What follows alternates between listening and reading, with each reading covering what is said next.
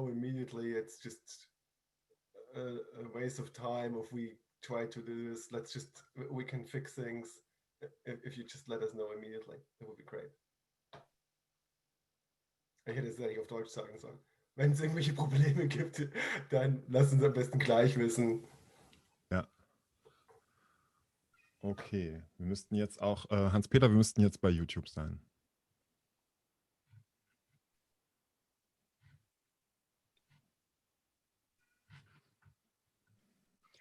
I like that suspend rent poster.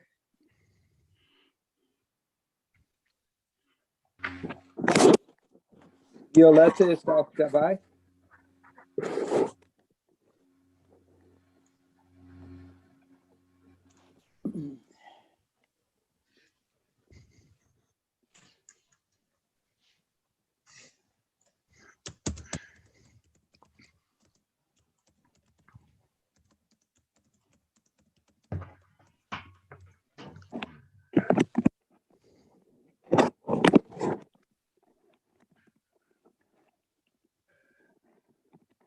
So how is Germany doing with the virus? Is it pretty much under control? No. No.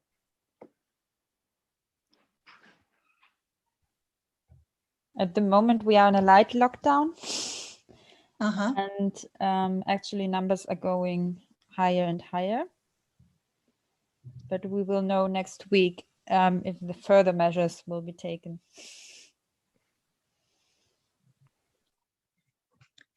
We just passed 250,000 dead.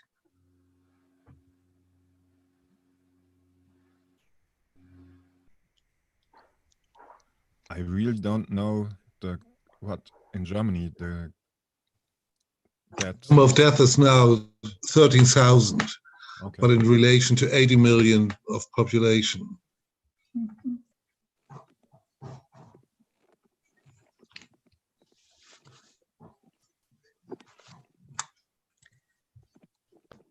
13,000. 80 million.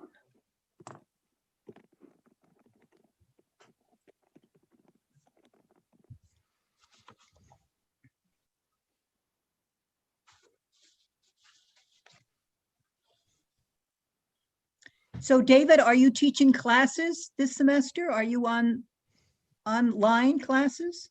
Yes, entirely online, Diane, and that will be the case in the winter and spring as well. So the university here gives us the choice as to format. They pressure us a little bit, but if you say no, that's the end of the story. Right.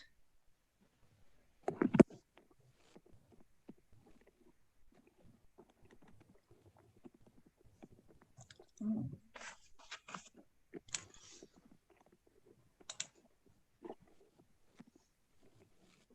Ich würde so bis 2 nach warten, bis ich die Einleitung mache. So, dann trudeln ja bekanntlich keine mehr rein.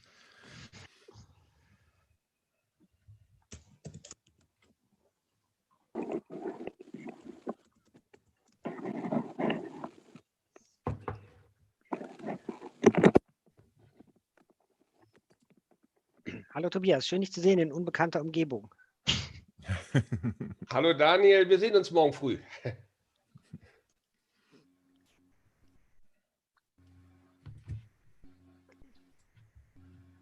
Also scheinbar, ich bin Corinna Toledo, ich kenne niemand. Meine Frage war es, ob es alles auf Englisch stattfindet. Ich sage dazu gleich nochmal was. Die 3 von den 4 Referentinnen sprechen auf Englisch, aber wir haben, müsste dann bei dir unten zu sehen sein, in der unteren Leiste kannst du dann dolmetschen lassen auf einen deutschen Kanal. Ach so. So, das ist der Plan. Wir probieren das mal, wie gut das funktioniert. Natürlich hängt das ein bisschen davon ab, ob die Referentinnen schön im Takt bleiben. Das ist das erste Mal, dass wir es so auf dem Weg probieren. Danke.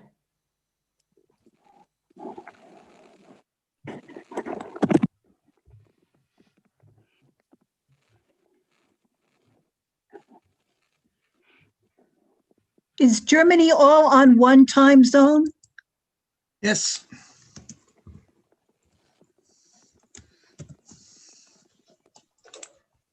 It's boring. It's only one time zone. Yes. Totally not boring. Even Switzerland and Austria have the same time zone.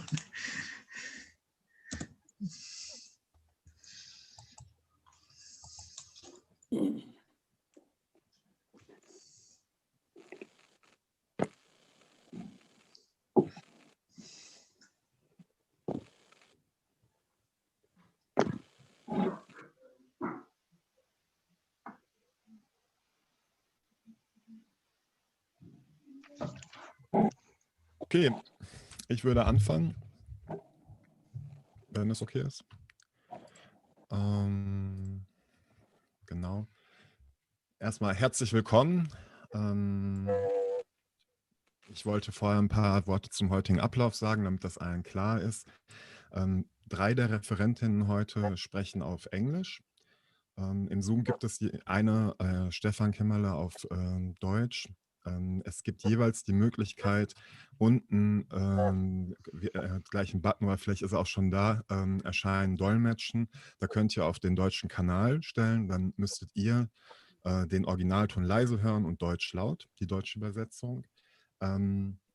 Das für die Leute, die Englisch hören wollen, die bleiben einfach drin, müssen nur einmal switchen, wenn Stefan redet, weil dann wechselt in dem Kanal die Sprache. Ne? Das heißt, wenn Stefan Deutsch redet, kommt ihr auch am besten kurz aus dem Kanal raus. Das geht einfach mit einem Klick, sodass ihr dann das Original Deutsche hört. Für die Leute, die bei YouTube zu sehen und zu hören, denen bleibt nichts anderes übrig, als immer den Originalton zu hören. Deswegen, wenn ihr doch die Übersetzung braucht, dann müsst ihr noch in den Zoom reinkommen. Die Adresse findet ihr auf den ganzen Internetseiten bei Facebook etc.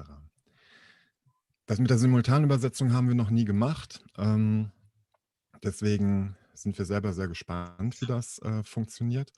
Freuen uns aber natürlich auch bei zukünftigen Veranstaltungen über tatkräftige Unterstützung. Wir sind sehr dankbar, dass uns Florian und Daniel heute da helfen.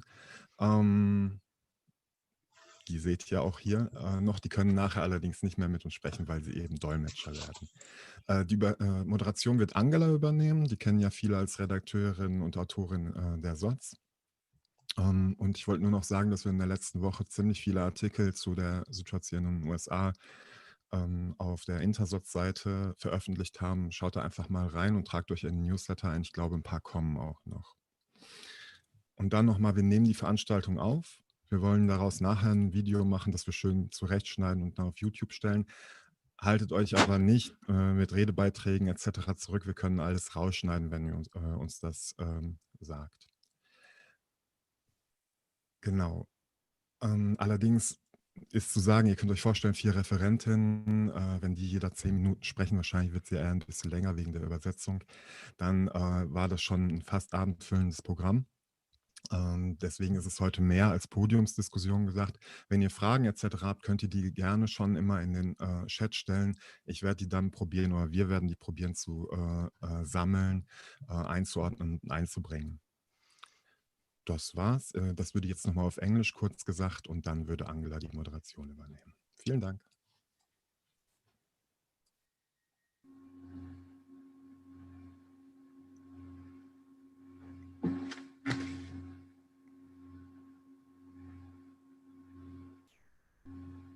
Florian, kannst du das kurz?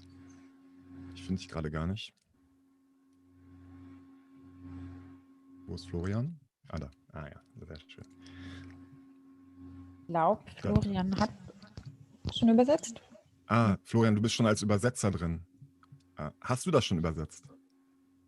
Ah, okay, das haben jetzt die Englischsprachigen nicht mitgekriegt, glaube ich. Aber okay, dann würde ich trotzdem sagen, wir fangen an. Ja, alles gut. Angela. Okay. Hello, everybody. Thanks for your attendance of this meeting, of this ISO forum on the situation in the US after the presidential election. we have invited to this forum 4 comrades who I think all live in the States, of which only one, Stefan, is of German origin. I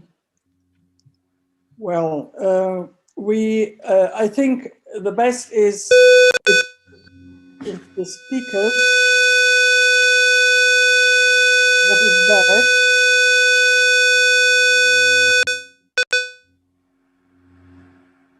Okay.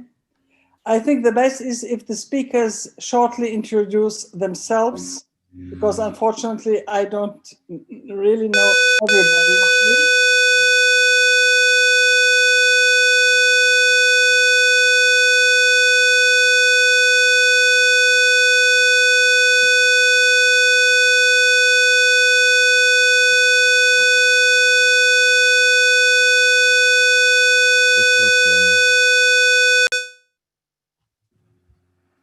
Entschuldigung, das war Roland. Ich habe den mal stumm geschaltet. Könntet ihr bitte, die anderen Co-Hosts, bitte da auch drauf achten?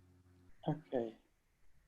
So I said I would like to invite you to introduce yourself, the speakers, because I don't know everybody of you. We will proceed in the following line. Dianne will begin, after that Malik, and after that it's Stefan and David. And then we open for questions and discussion. I think it was convened that the speakers have about 10 minutes for their introduction, yeah? Okay. So it's the turn of Dianne. Hi, so my name is Dianne Feeley. I live in Detroit, Michigan. I'm a retired auto worker, and I am an editor of Against the Current. I'm active in Detroit eviction defense. We defend homes from evictions. I'm a member of DSA, and I'm a member of Solidarity. I think the US business elite is generally pleased with how the November elections turned out. Whoops. Okay. Over the last 4 years, they received a big tax break, got hundreds of business and environmental regulations removed, and have an even more pro-business Supreme Court. With the elections, in which they gave more money to Biden than to Trump, they have a Democratic president-elect that they have worked with very well over the years. The Senate will probably remain in the hands of the Republicans, while the House of Representatives, by a slim margin, will remain in the hands of the Democrats. So this is a recipe for gridlock. While Biden won, he wasn't able to carry his party to victory further down the ballot. Not one state legislature moved from being controlled by the Republicans to Democratic control. This is a big blow for the Democrats because after the 2020 census, most state legislatures will be in charge of redrawing legislative districts. Of course, the Republicans will do so to their advantage.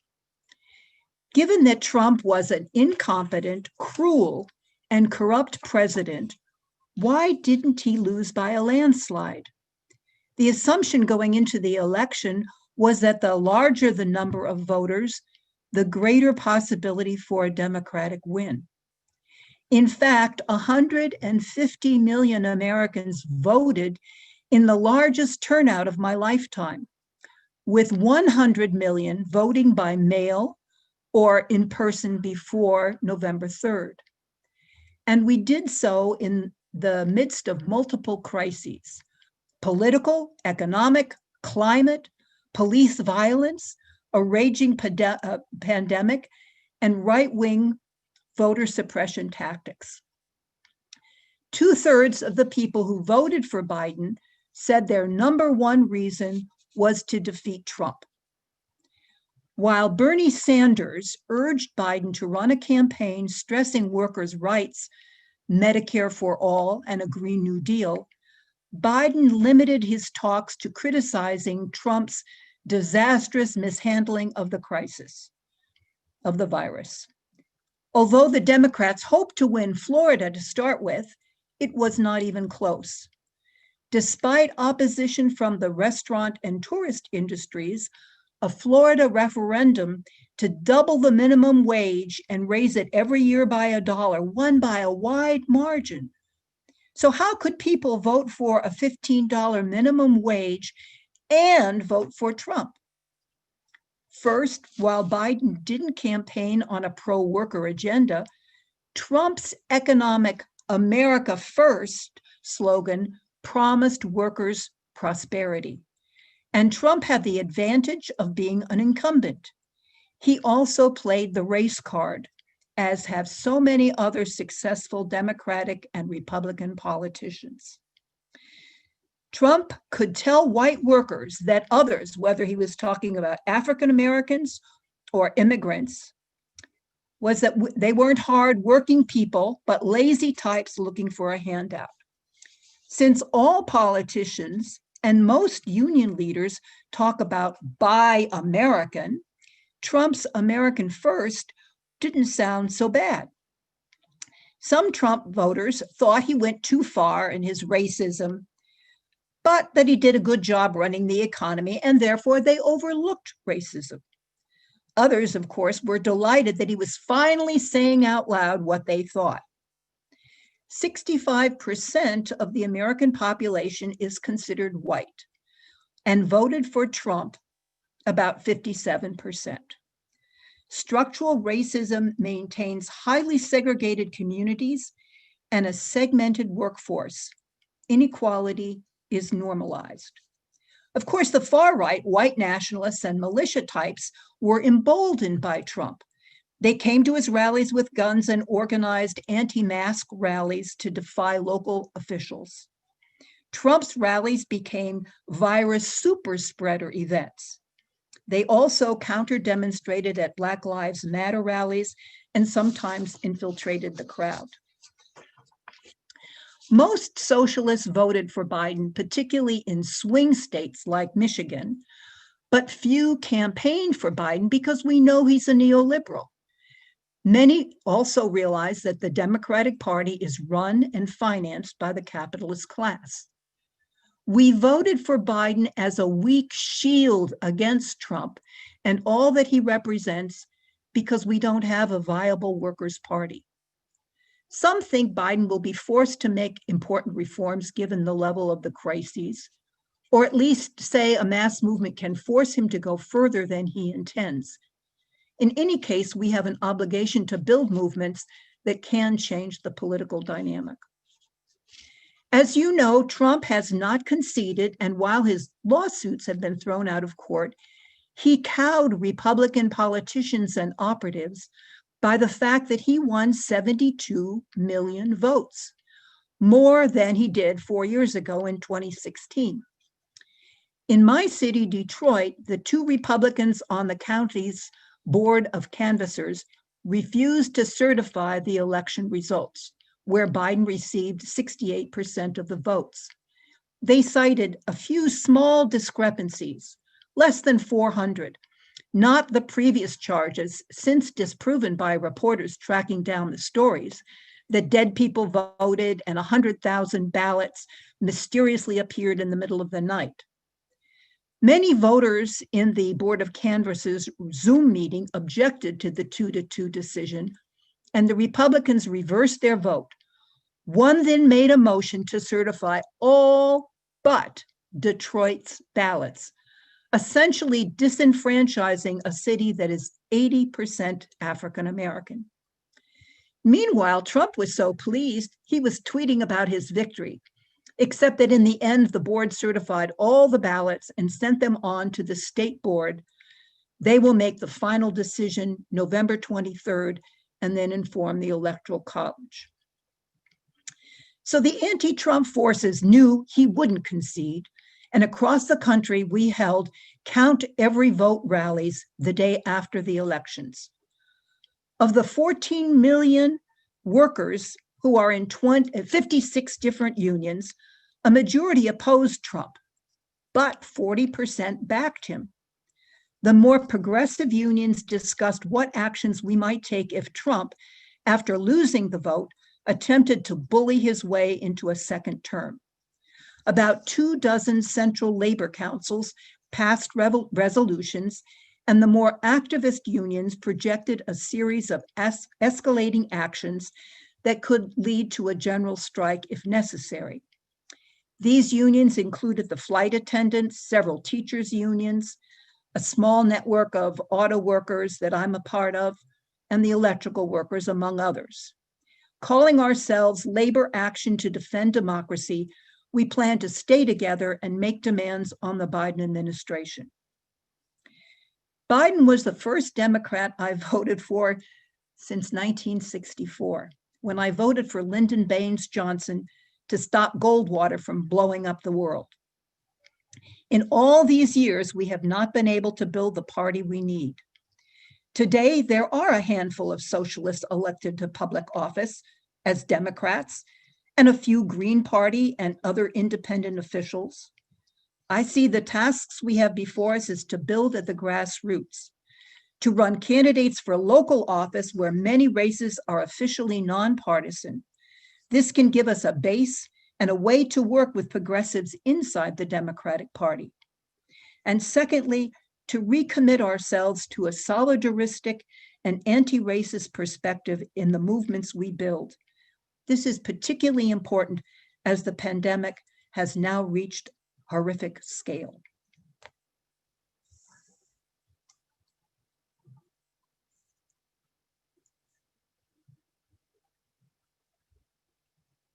Malik.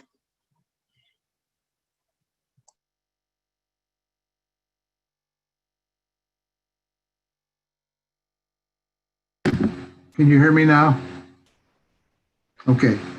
My name is Malik Mia. I live in Northern California, outside of San Francisco, and I've been involved in socialist politics all my life, Black rights, Black left politics as well, and a retired union activist from the airline industry. As everyone is, will be talking about the election, so will I. But I will also touch on the Black Lives Matter positions on this issue, as well as what they're projecting to do. As Dianne indicated, the election formally is over by votes and also by the Electoral College, which I'll talk about because I think it's important for people to understand the archaic system that American bourgeois democracy functions under. But under that system on November 3rd, Biden won more votes in the country than Trump by some 7 million people. But since our system is not based on popular vote, we're one of the few bourgeois democracies that don't use the popular vote to elect presidents. We use this other system. He technically won that vote, but then he has to win all the states, the 50 states, enough to get through this electoral system, which is still being disputed by Trump. Trump's refusal is not just a technicality in my view. I think he is serious about preventing Biden and Harris, the first Black woman, Asian woman to be elected as or assumed to be elected as Vice President of the United States. President Trump has not even given but any public remarks since November 3rd, except one around the vaccine for the pandemic. But he's basically behind the scenes been organizing to try to overturn the election. Many people, particularly liberal Democrats and others, think that's not possible. There's no way it can be done. I'm not one of those who believe that. I think a soft coup is possible. It's not settled. and we'll see what happens the next month or so with this process. From a legal point of view, Trump is losing in the courts, but he has also tried to mobilize his base, which are mainly white nationalists, to protest the counting of the votes. And in Michigan, as Dianne said, they almost was able to invalidate the Detroit vote. That hasn't happened, but then today, the two people who, Republicans who voted to say, okay, we will certify, they wrote an affidavit saying they changed their mind. Now, I don't know if that will go to court, but that just shows you this is far from over. Now, let me be, before I get into a little bit of the how blacks see this issue, this is a little more complicated than what the media reports. It's important to understand why the founding fathers of the United States set up an electoral college system, which is what it's called. The system was set up after the American Revolution to prevent the common people from having any real influence over the government or any control. The original Constitution made clear that only property owners could vote, meaning white men, and then there were struggles to try to change that. Black people or African Americans did not exist as citizens until 1865. So for the first 200 years of the country, Black people who came as slaves were not seen as Americans at all. Native people were not even considered people, which is why the US founders tried to exterminate them. So it wasn't until for a brief period, so the electoral system was set up only for white men, didn't even include white women until much later. So this whole issue of race and racism or class has always superseded class in this country. Race is educated whites, workers and whites in general, as a group, that they're different than blacks and therefore better off. Now, what Trump did to get elected, and most white presidents historically have done the same, but not as blatantly as Trump, they played a race card to try to convince white workers to support them over what some would say their own interests, but they would say, no, their own interest is with being with the white group. So Trump played that card, and he used that grievance to get one of his main tools in 2016, and he continued to use in 2020. And it's important when Trump has won the most votes ever, except for what Biden got in the history of the United States. His 73 million, 72 million is more than any other candidate ever received in an election, except for Biden's 78 million. So it's not, he doesn't have a small base, and he understands that. Now, the problem with the electoral college system is that it allows a demagogue like Trump to use it. So what he's doing behind the scene right now to try to flip the vote in different states like Michigan, Pennsylvania, other states, is practical because it's possible, because if they can challenge the votes like they tried to do in Michigan, they could throw it to state legislatures, which then could vote the electors, and then the electors could they can't pick a president and when they meet, and then when they can't pick the president, they go to the Congress, where the Republicans, because they control more state legislatures, can say we pick Trump as president, and the Democrats, since they're legalists, they probably try to go to the Supreme Court, which the Republicans control 6-3. Now, it seems far-fetched, and I think is unlikely, but that's his game plan. Now, those of us who are socialists understand, in capitalist countries all over the world, you've had things happen that people didn't expect. You had elections overturned, you've had military dictators and coups or whatever. So this would be unusual if that happened, but many things Trump has done has never happened before as president. So I don't exclude it. I think the key in this kind of situation is to be aware of this and then be prepared to respond with mass protests and other actions if that moves in that direction.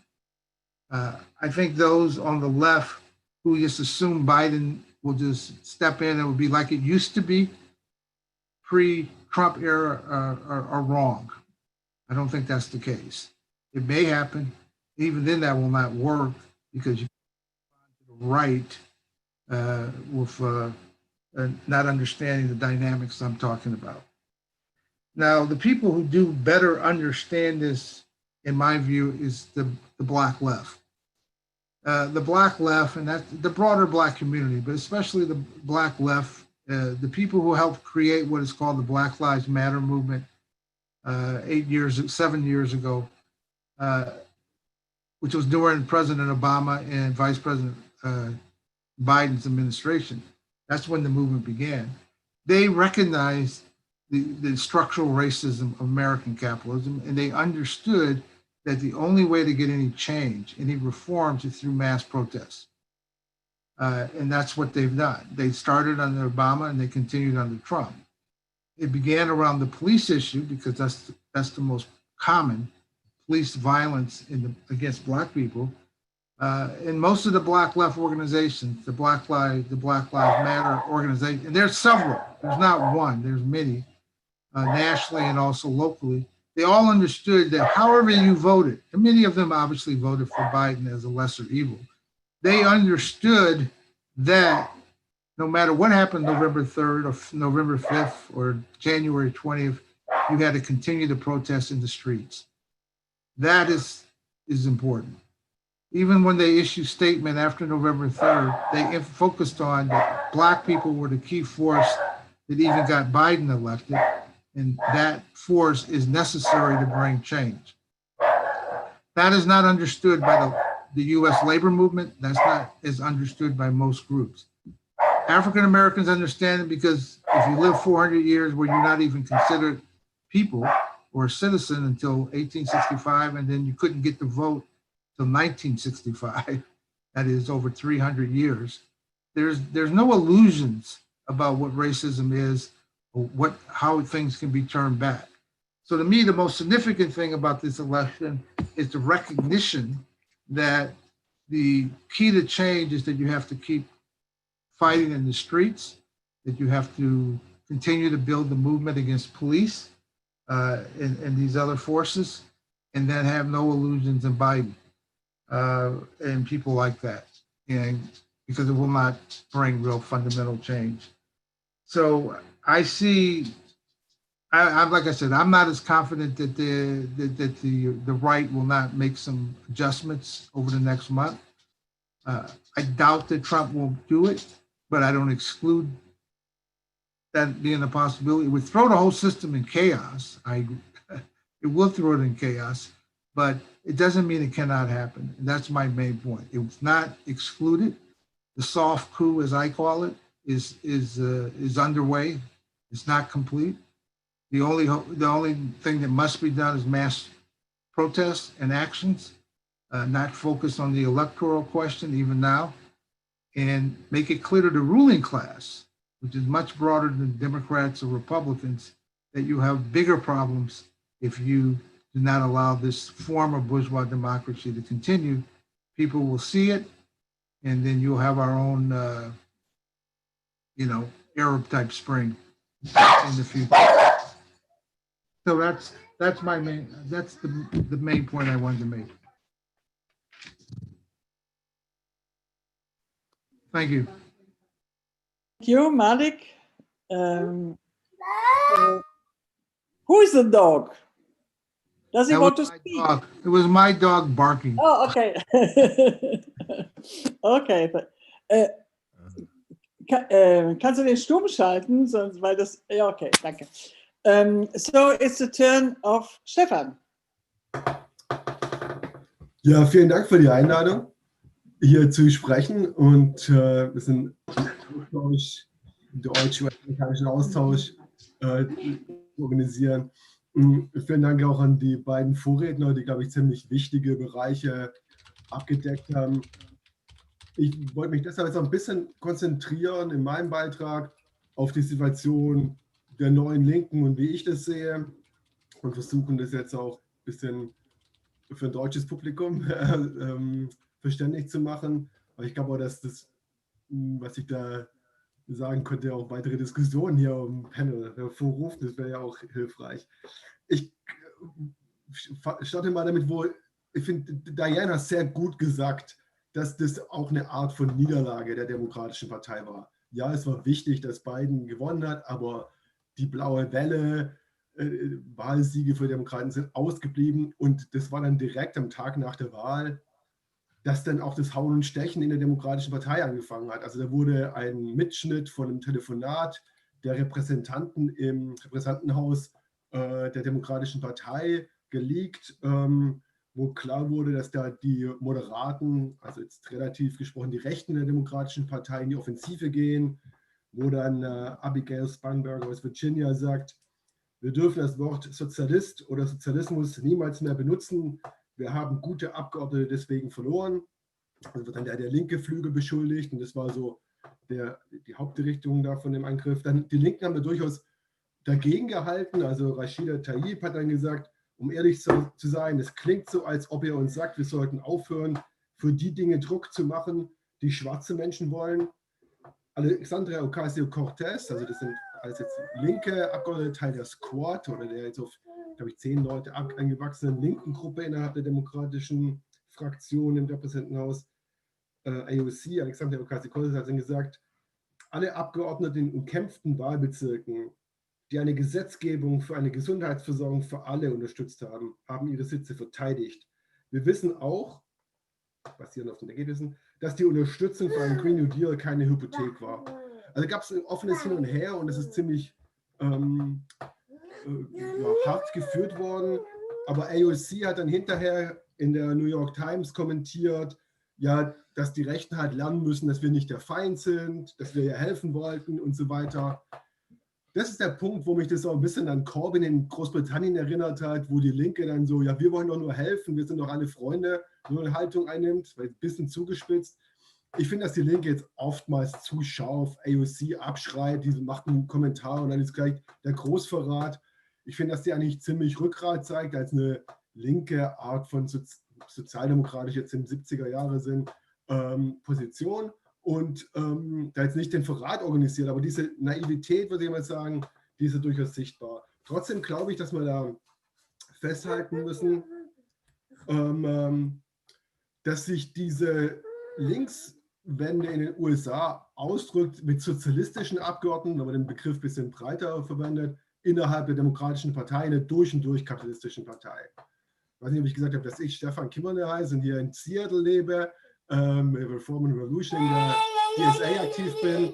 Das ist William, mein 1,5-jähriger Sohn. Wir haben abgesprochen, dass er das macht hier, damit nochmal darauf hingewiesen wird, dass es auch eine Krise sozialer Reproduktion gibt, die Marxistinnen und Marxisten auch würdigen sollten. Danke, William. Dann machen wir jetzt weiter mit den USA.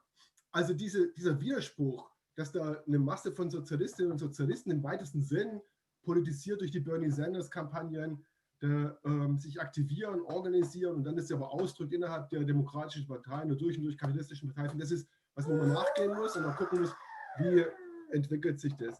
Ich wollte trotzdem das mal hinweisen auf das aus meiner Sicht das klare Zentrum dieser neuen sozialistischen Bewegung, die DSA ist. Es sind Millionen, die Sanders politisiert hat, es sind Millionen, die nach links schauen da, wenig von beiden erwarten.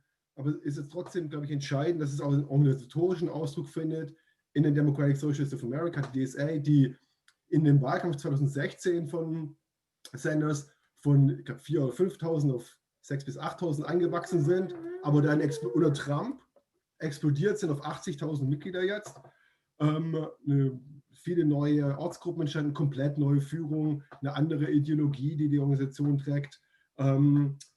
Mit vielen Komplikationen, ich will es jetzt nicht beschönigen, ich würde hervorheben, also aus meiner Sicht, dass die stärkste linke Bewegung in den USA ist seit 50 Jahren, mit Aspekten von sozialer Bewegung, ganz klar der Aufruhr von schwarzen Menschen, Black Lives Matter, andere kleinere Bewegungen, aber dann die sozialistische Bewegung, die auf einem sehr niedrigen Niveau anfängt, vom Bewusstsein, wo es nicht ganz klar ist, was Sozialismus überhaupt ist. Ich würde mal aber trotzdem behaupten, dass in der DSA eine absolute Mehrheit links von Sanders ist. Also wo es einen gewissen Klassenbezug gibt, dass es eine Arbeiterklasse gibt, dass die Arbeiterklasse entscheidend ist für eine Veränderung der Gesellschaft, dass man eine demokratische Organisation braucht. Nicht das, was Sanders nach 2016 gemacht hat mit Our Revolution, der Organisation, eine Top-Down, Pressure Group, die er unter Kontrolle hat, sondern eine demokratische Organisation, wo die Mitglieder das Sagen haben, mit allen Schwierigkeiten von Demokratie auf der Linken und so weiter. Aber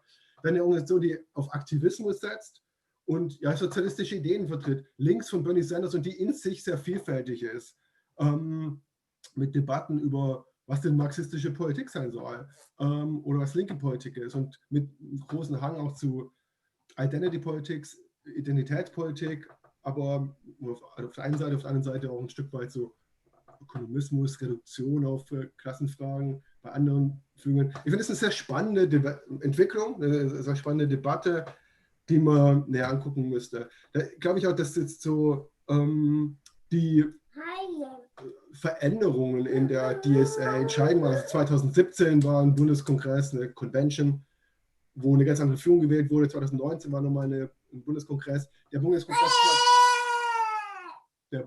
2019 hat auch beschlossen, dass man eine neue Partei braucht. Genau. Eine Arbeiterpartei, aber hat gleichzeitig beschlossen, dass es auch okay ist, auf dem Ticket der Demokratischen Partei zu kandidieren und hat so die Frage von einem Bruch, man könnte jetzt sagen, auf unbestimmte Zukunft verschoben. Andere würden sagen, nee, wir arbeiten darauf hin. Das ist ein Punkt der Debatte, aber eine Mehrheit will den Bruch mit den Demokraten.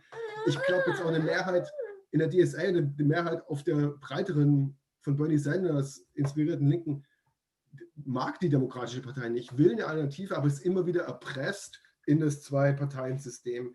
Das hat auch dazu geführt, dass aus meiner Sicht die DSA in den letzten Wochen vor der Wahl eigentlich ein Stück weit paralysiert war. Und das ist eine ganz interessante Entwicklung, weil das aus einer gewissen Stärke heraus erstmal entstanden ist. Also diese Bundeskonferenz, diese Convention 2019 hat beschlossen, dass die DSA keinen demokratischen Präsidentschaftskandidat unterstützt, wenn es nicht Bernie Sanders ist.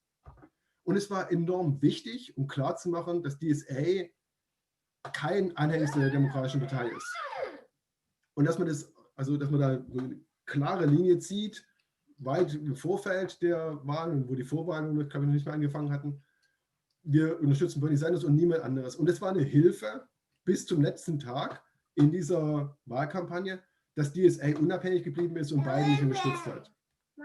Gleichzeitig ist aber das Zwei-Parteien-System und die Gefahr von Trump, die ist ja real gewesen, besonders in den Swing States. Und der Druck war enorm, da dann zu sagen, okay, aber wir müssen Trump loswerden. Und ich glaube, aus unserer Klasse, die fortschrittlichen Leute haben Trump gewählt und wollten sicherstellen, also haben Biden gewählt und wollten sicherstellen, dass Trump verjagt wird. Und da war dann DSA als Organisation mit diesem wichtigen Beschluss, Biden nicht zu unterstützen, dann aber ein bisschen verloren. Und dann hat ein Teil der Führung von der DSA gesagt, ja, nee, ist so schlimm, Trump ist ein Faschist, wir müssen dann da aufrufen, für Biden zu wählen. Ein anderer Teil gesagt, nee, die Wahlen sind gar nicht so wichtig, wir wollen ja über andere Dinge reden, wie Medicare for All. Ich finde, das ist ein bisschen eine verlorene Gelegenheit gewesen, aber auf der Grundlage erstmal, die wichtig war, nicht Biden zu unterstützen. Mein kleiner Caucus, meine Strömung in der DSA, waren Leute in Seattle, wir hatten vorgeschlagen, innerhalb der DSA dann zu sagen, ja, wir wollen, dass Leute in den Swing States für Biden stimmen, um Trump loszuwerden, aber in den Safe States, zum Beispiel hier in Washington State, wo Biden 20% Vorsprung hat gegenüber Trump, das gar keine Frage ist, wie das ausgeht, dass man da Howie Hawkins von der Grünpartei wählt. Um auch als ein Stück weit ein Signal, die politische Unabhängigkeit von der DSA da zu wahren, während man das wahrnimmt, dass es einen Unterschied gibt. Ich würde dann nicht mitgehen bei diesen Argumenten, na, Trump ist ein Faschist oder das ist jetzt eine ganz besondere Wahl. Traurigerweise ist es sehr üblich in den USA, die Macht des Zwei-Parteien-Systems, das Macht des kleineren Übels. Und ich glaube, da muss man sich draus wachsen. Da muss die Bewegung, die sozialistische Bewegung, DSA, muss eine Alternative schaffen. Solange man keine Alternative hat, ist man verloren und hat schlechte Positionen, wo man sich dann so versucht, irgendwie durchzuhangeln. Ja, das wäre der Punkt. Das ist dann die andere Debatte, die in der DSA jetzt, glaube ich, auch für die Zukunft total wichtig wird. Die läuft unter dem Titel Dirty Break, also schmutziger Bruch, komplizierter Bruch. Es gibt viele auf der Linken, die einfach sagen, ja, man muss mit der Demokratischen Partei brechen, die Republikaner und die Demokraten, alles dasselbe. Das wäre ein Clean Break, ein klarer Bruch. In der DSA wird gesagt, ja, die Strategie, die Sanders gewählt hat, die Strategie, die AOC, Alexandria Ocasio-Cortez, Rashida Tlaib, Ilhan Omar, Cori Bush, die gewählt haben, als Demokraten anzutreten, aber mit einem sozialistischen Profil. Diese Strategie hilft uns, so Bastionen aufzubauen, die wir in Zukunft nutzen können, um eine eigene Organisation aufzubauen.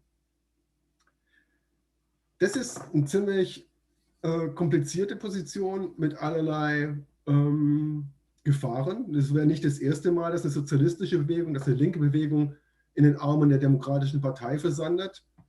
Aber die Alternative vom Clean Break hat jetzt auch nicht in der Vergangenheit die Riesenerfolge vorzuweisen. Also was machen wir da? Ich finde, die Herausforderung ist, die Debatten in der DSA anzunehmen. Wenn das gelingen würde, die 80.000, die DSA ist einfach nur in den letzten 6 Wochen um 10.000 Mitglieder gewachsen, also von 70 auf 80.000. Es gelingt, die Debatten in den 80.000 Mitgliedern und darüber hinaus in dem Umfeld zu führen, dass man den Bruch, dass man nicht nur auf einen Dirty Break irgendwie wartet, sondern dass man darauf hinarbeitet. Dass da, wo man unabhängig kandidieren kann, wie zum Beispiel Seattle ist eine Einparteienstaat, nur Demokraten und eine Sozialistin, ich habe was erwähnt, aber jetzt dominiert von der Demokratischen Partei. Da gibt es keine Angst vor Republikanern. Dass man da dann auch unabhängig von der Demokratischen Partei kandidiert, das wäre so ein Ansatz dazu. Oder dass dann Leute wie AOC und Rashida Tlaib, dass man die auffordert, dann auch klar Stellung zu beziehen für einen zukünftigen Bruch, dass man darauf hinarbeitet und das DSA zum Beispiel bei der Bundeskonferenz im kommenden Sommer 2021 einen Beschluss fallen könnte, eine Kampagne für eine neue Partei zu starten, Mitglieder zu gewinnen zur DSA, Diskussionen aufzunehmen mit Gewerkschaften, linken Gewerkschaften, die auch in diese Richtung blicken, wie die NNU, die Krankenschwestergewerkschaft, die CWU, andere, dass man von unten in den Gewerkschaften da um Einfluss kämpft. Also so wäre es, dass man auch die Arbeit aufnimmt, um den Bruch in dieses Versprechen eines Dirty Breaks wieder reinzubringen. Also kann jetzt nicht, muss jetzt auch langsam zum Ende kommen, ich kann da jetzt nicht ganz ins Detail gehen, aber ich finde, es lohnt sich da auch auf die verschiedenen Strömungen in der DSA zu schauen. Ich finde, es ist erstmal ein Fortschritt, dass sich so Strömungen herausbilden in den letzten 2, 3, 4 Jahren. In der DSA, die für verschiedene politische Ideenkomplexe stehen. Und da gibt es zum Beispiel halt auf der jetzt eher, ich fange mal so an, es gibt eine kleine marginalisierte, die alte frühere Führung vor 2017 im North Star, die spielen keine Rolle. Dann gibt es die Socialist Majority, das sind, ich sage jetzt mal verkürzt, relativ opportunistische, sozialistische Kräfte, eher sozialdemokratisch in der Realität. Dann aber also mehr in der Mitte, Collective Power Network, sehr pragmatisch, machen viele Zugeständnisse in Gewerkschaftsführungen, aber die würden auch jetzt generell für eine neue Arbeiterpartei argumentieren.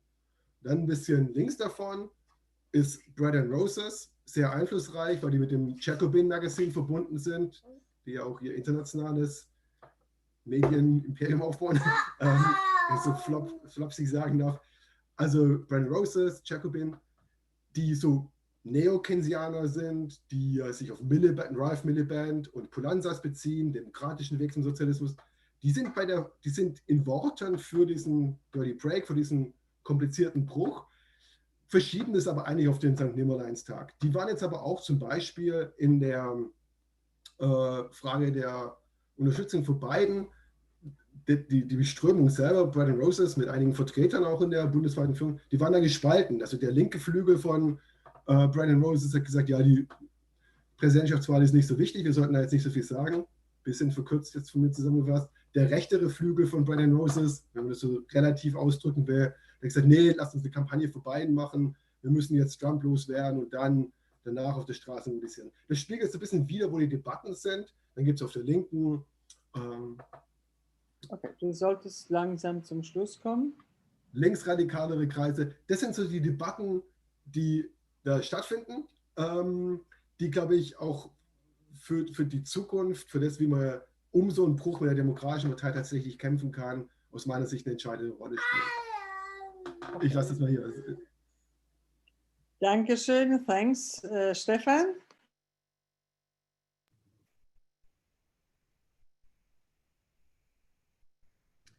Thank you. Thank you to all the organizers. It's great to be with you and to share some reflections on not only on the US elections, but also on the challenges for the left in the United States right now. For those who don't know, I'm David McNally.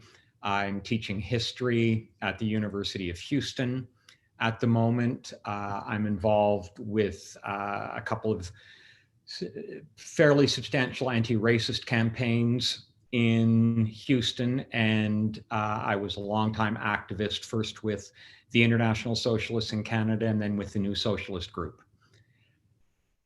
I want to begin my remarks really on the question of the disconnection between electoral politics, particularly in this election, and what's happening at the base of society, and particularly in terms of what the left ought, I think, to be most concerned about, most focused on, and most interested in.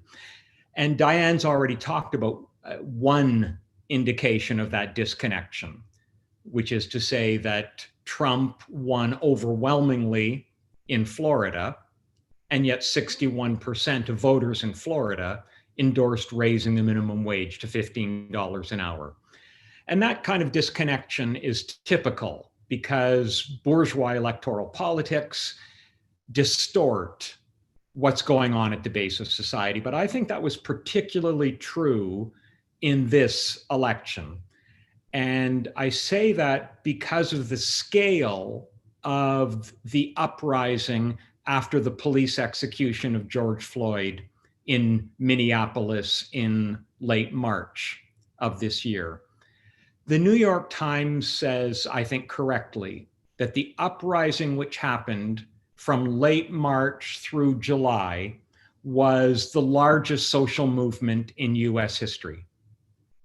By their estimation, as many as 26 million people probably participated in some way in Black Lives Matter protests between the end of March and early July.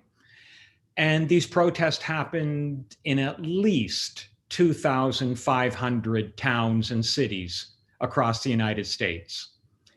To give you just 3 examples, here in Houston, where I live, 60,000 people took over the downtown of the city in the most important mobilization after the police murder of George Floyd. George Floyd was born and raised here in Houston, and his execution struck very hard, both within the African American community, but in progressive circles more widely. In Memphis, Tennessee, 6 girls, the oldest of whom was 16 years old, the youngest was 14 years old, 6 girls who had never met before, connected on social media and organized a demonstration of 10,000 people in downtown Memphis under the slogan Black Lives Matter. And even in some of the most reactionary, historically racist places, I'm going to give you the example of Vidor, Texas, which was a historic Ku Klux Klan town. 200 people, multiracial, came out in defense of Black lives. I want to emphasize that because although the right-wing trends in electoral politics are often frightening in the United States, it has to be said that the far right could not produce mobilizations even close to this scale. They do not have the social base and the capacity to do that in the streets, notwithstanding the enormous shift to the right over the last 40 or 45 years in mainstream politics. But the election, of course, didn't express that.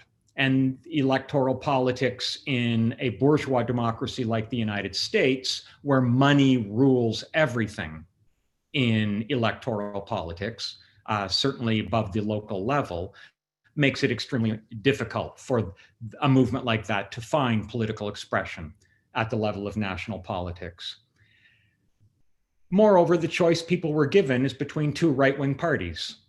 And I do want to emphasize that by any reasonable standard, the Democratic Party is not left or left center. By the standards with which I'm familiar in Canada, the Democratic Party program would be the Conservative Party's program. They are to the right of the governing party, the Liberals in Canada. And so it's important to emphasize that disconnect of the two bourgeois parties from the mass of the population. And I think all of this raises really important strategic challenges for the left, because my concern in watching this electoral cycle is that the bulk of the left, including certainly the leadership of the DSA, the Democratic Socialists of America, is overinvested in electoral politics and underinvested in anti-racist organizing and activism. And to give you just one example of that, I think it is a failure of the left generally in the United States that no national day of anti-racist mobilization happened during the campaign. At no point during the electoral campaign was there a day of action mobilized against racist police violence and in defense of Black lives. And that speaks to me to a huge vacuum that exists organizationally right now. I would also say that the Democratic Party leadership has set their sights on shifting harder to the right. This is the lesson that is being drawn in official Democratic Party circles from the election. Literally, before the vote count was even completed, the center and right of the Democratic Party came out blasting socialism, saying we do not want to see this word ever used again, and going after the demand to defund the police. And I want to spend a minute on that demand, because a lot of people don't, I think, appreciate that defund the police became a slogan of this movement, not by some magical process, but because police and prison abolitionists have been working and organizing since the 1980s around campaigns to defund the police. And the ways in which they have projected it has been progressive at all levels, by which I mean they argue that police are an oppressive organization, racist to the core, that police working class people and working class people of color violently, and that the explosion of police budgets and the militarization of policing must be reversed. And they call for massive transfers of funds that go into policing right now, into housing, healthcare, education, community investment in communities of color, and so on. And that slogan now resonates literally with hundreds of thousands of people who were drawn into the Black Lives Matter protests after the execution of George Floyd. And so it's not insignificant that the Democratic Party leadership is setting their sights on two targets. They're going after socialism and they're going after defund the police. They want these to disappear from the vocabulary of anybody associated with the Democratic Party.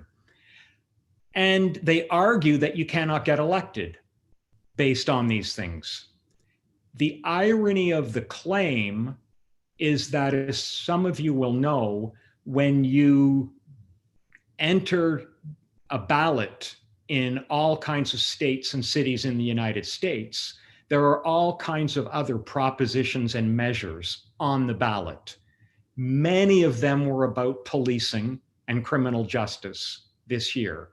And in city after city, demands to reform the police and police accountability passed.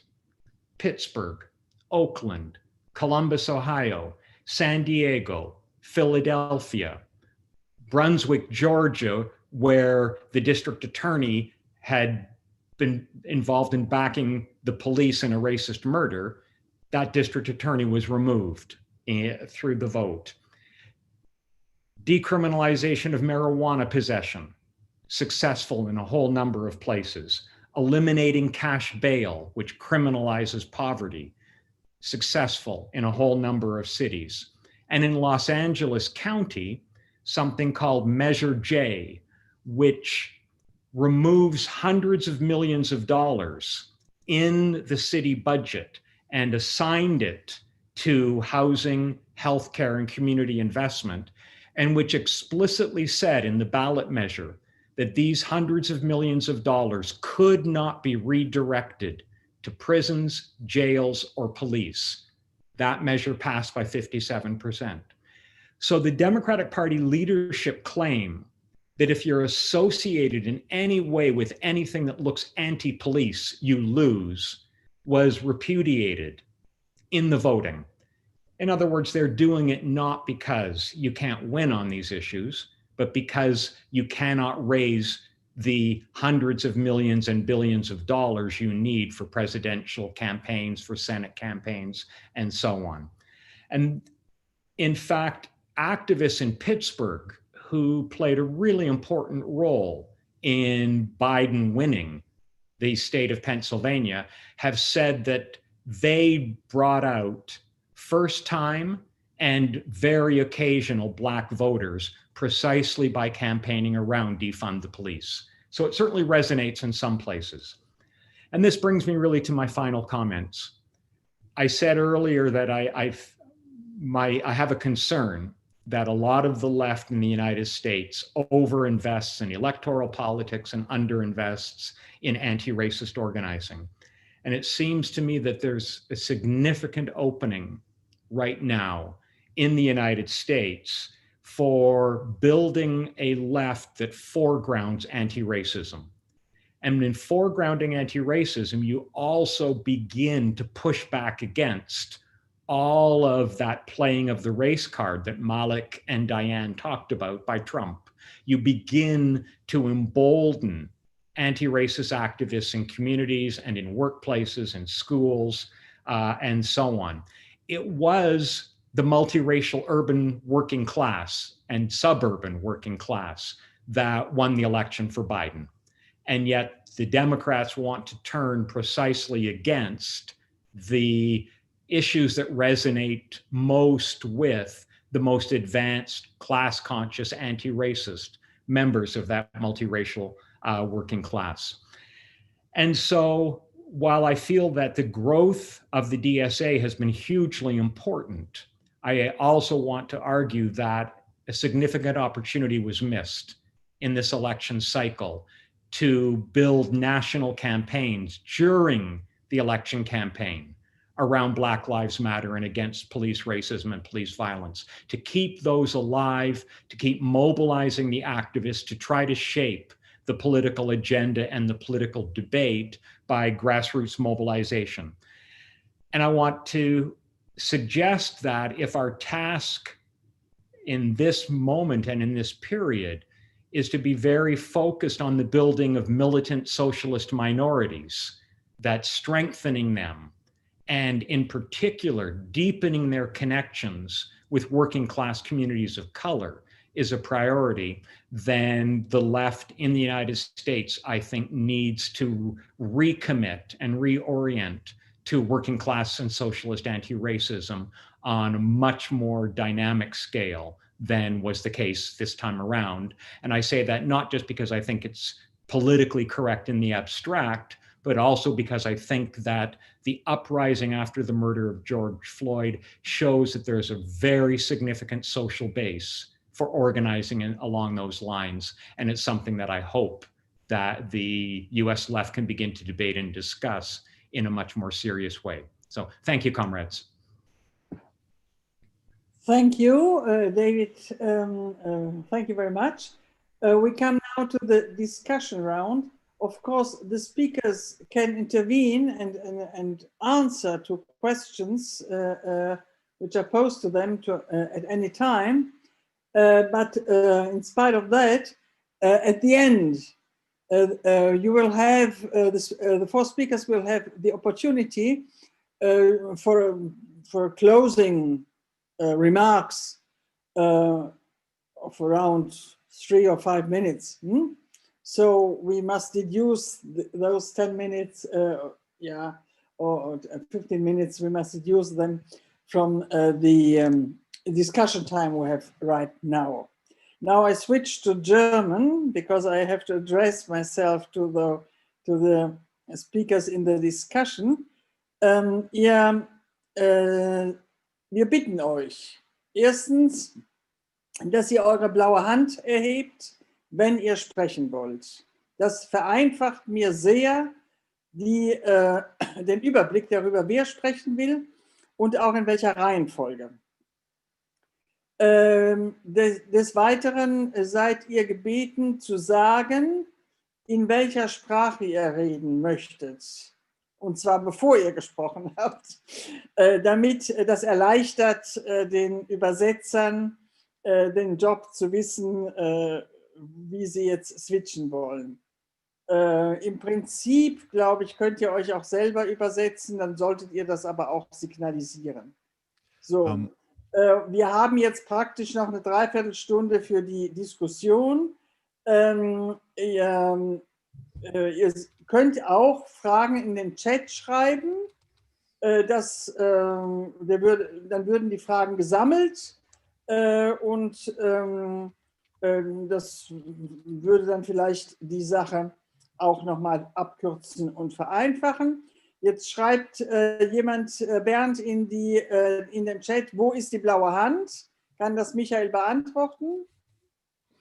Nein, schreibt bitte kurz auch in den Chat rein, wenn ihr euch melden sollt.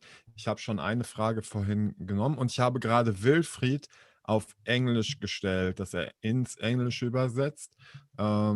Ich hoffe, Wilfried, das ist okay. For the English speakers, when you now change to the English channel, Wilfried will translate. Yes.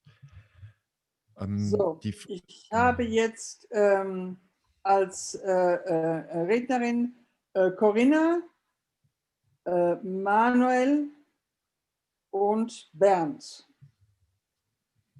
Corinna. Ja, gleich. Ja, jetzt hört ihr mich? Ja. Wunderbar, vielen Dank. Also ich finde es hervorragend, diese Diskussion, vor allem eben halt außerhalb von Deutschland, weil sonst läuft alles hier sehr provinziell.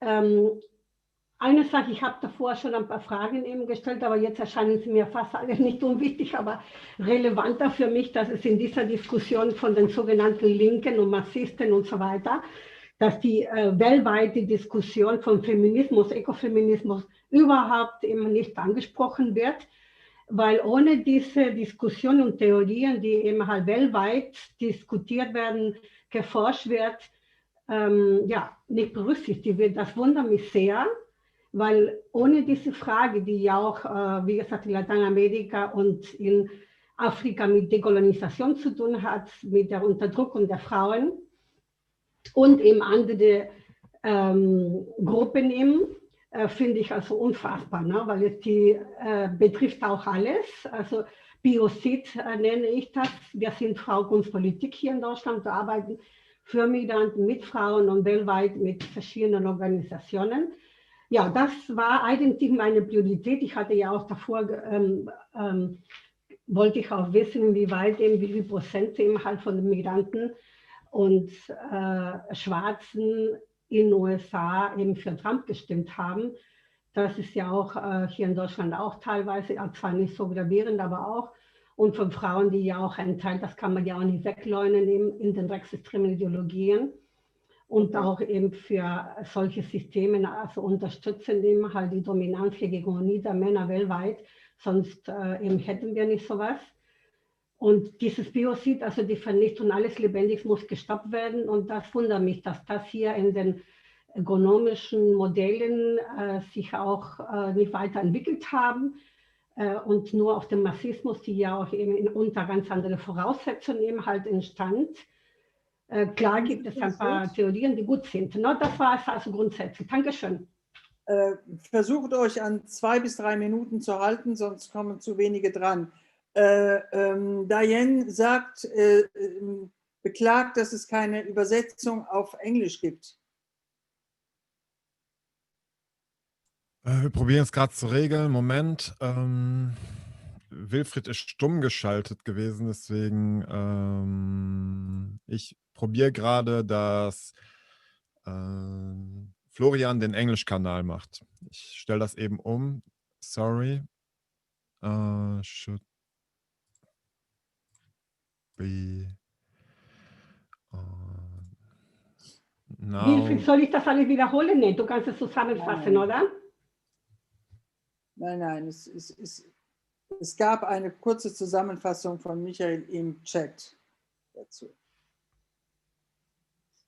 Kann ich weitermachen? Ja? Okay, dann kommt Manuel dran.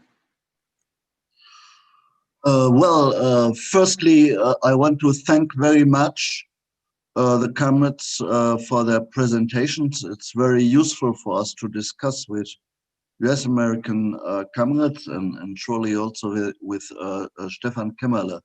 I have many questions, but for question of time, I will only talk about one question. I ask you something which is discussed in the German left or in parts of the German left. If I'm not mistaken, in your presentations, the question of international politics of US American imperialism was not mentioned. But for example, there are some people in the left in Germany who tell us that clearly democratic Biden administration would make a classical US imperialist politics intervening by means of war in many parts of the world. And on the other hand, Trump is a president, even if he is very far right, he didn't begin a new war. In the contrary, he took off US American soldiers from different countries now in the last days. For example, he speaks about taking off US American soldiers for Afghanistan. So my question is, your advice, what should we answer to comrades who present us Trump more or less as a peace angel? Thank you.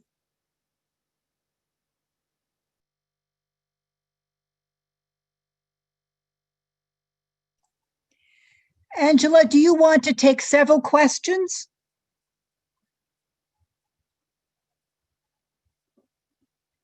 Muss ich laut schalten, Angela?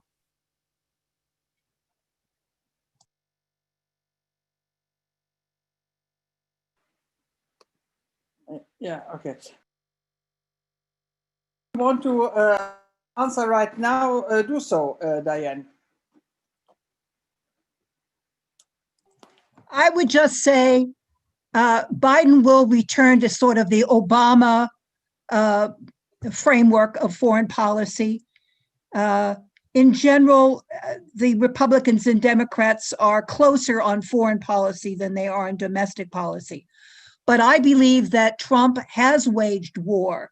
I believe that's what the sanctions have been to Iran. So I'm frightened to death that there will be another drone attack between now and election time. Bernd.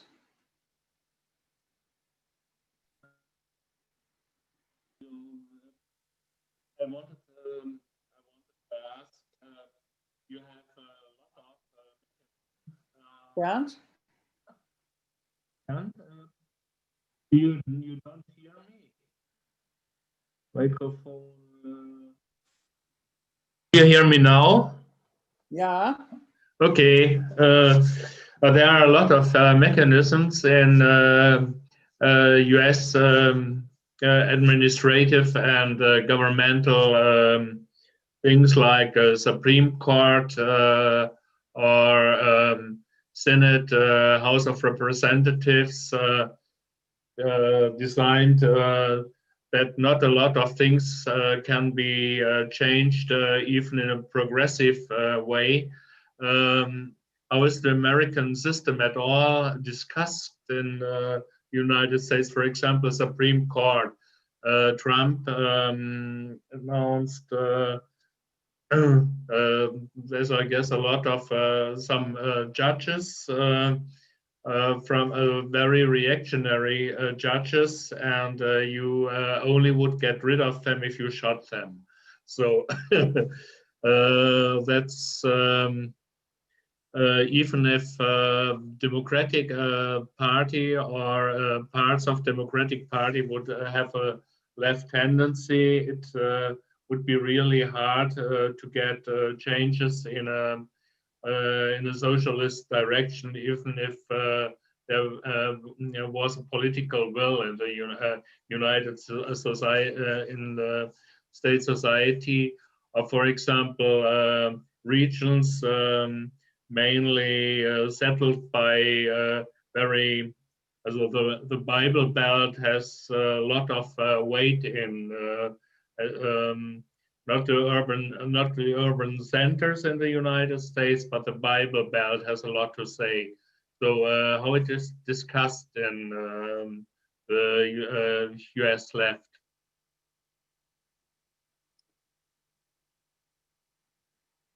Does anyone want to answer directly to that question?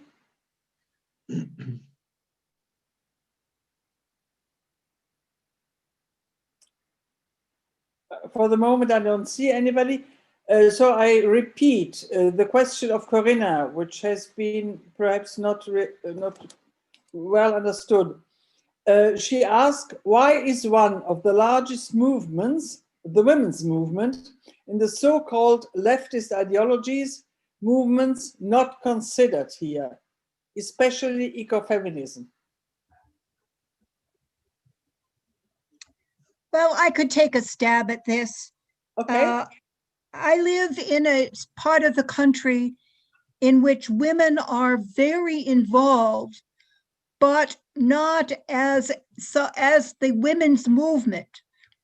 Women led the fight in Flint around water. Women are leading the fight here around many community issues. But it's not within sort of a feminist organization. Yes, we do have a few feminist organizations. Well, actually, CLU, the Coalition for Labor Union Women, is both for labor and women. So now, for example, as a national organization, and I'm a paper member, but it really has almost no presence in the city of Detroit or in other major cities in the Midwest.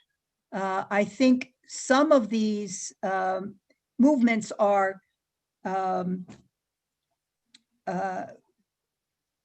the Black women's movement is very distinctive, and it is much more involved in community issues.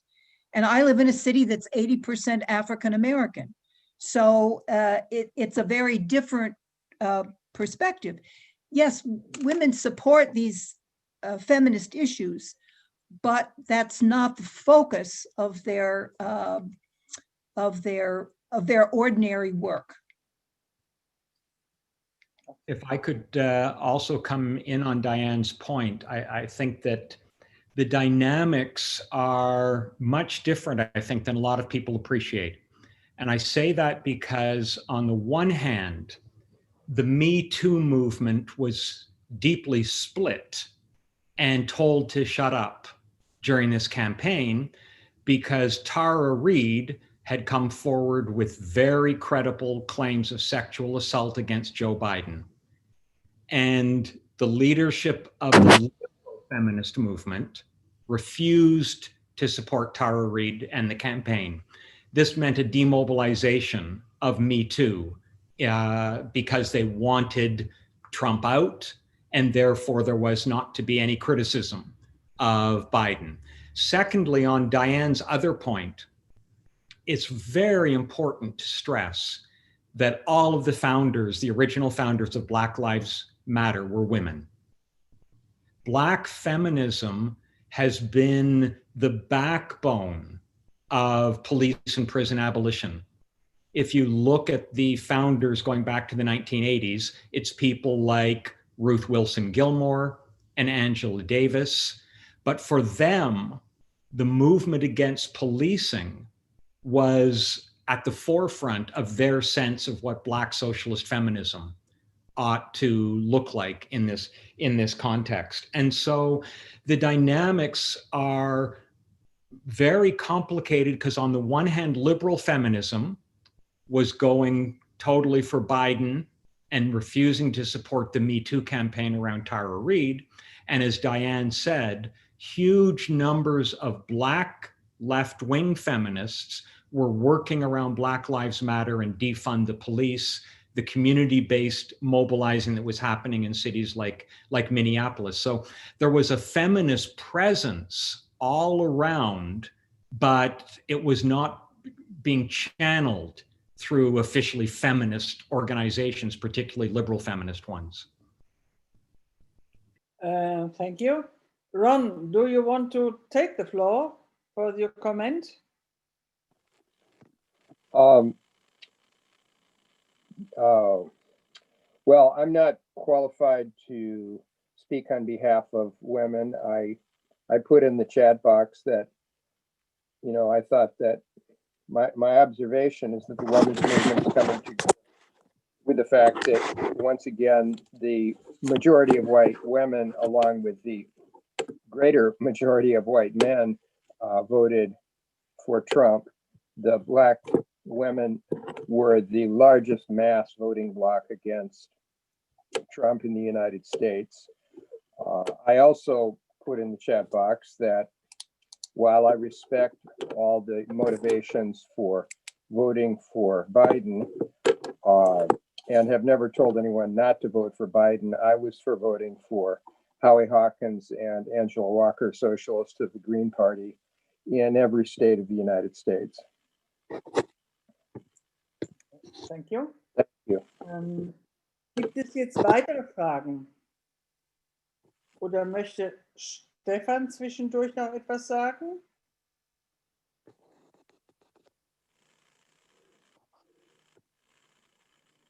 Also die Frage zu US-Imperialismus ist eigentlich, finde ich, ganz spannend. Kannst du ein bisschen lauter sprechen, Stefan? Ich glaube, die Frage zu US-Imperialismus ist ganz spannend und ich glaube, dass da auf der US-Debatte noch mal ein bisschen tiefer geführt werden muss. Ich würde jetzt nur über Trumps Amtszeit auch auf Bolivien und Venezuela hinweisen, wo in Bolivien vor einem Jahr ja der Coup durchgeführt wurde mit US-amerikanischer Unterstützung, wo in Venezuela der Versuch war, einen Coup durchzuführen. Das ist ein Teil so auch, wo Trumps Bilanz, was wichtig ist für Trumps Bilanz. Ich würde auch generell, glaube ich, was meine Vorredner gesagt haben, dass eine Biden-Präsidentschaft eine Rückkehr darstellt davor. Generell würde ich das teilen.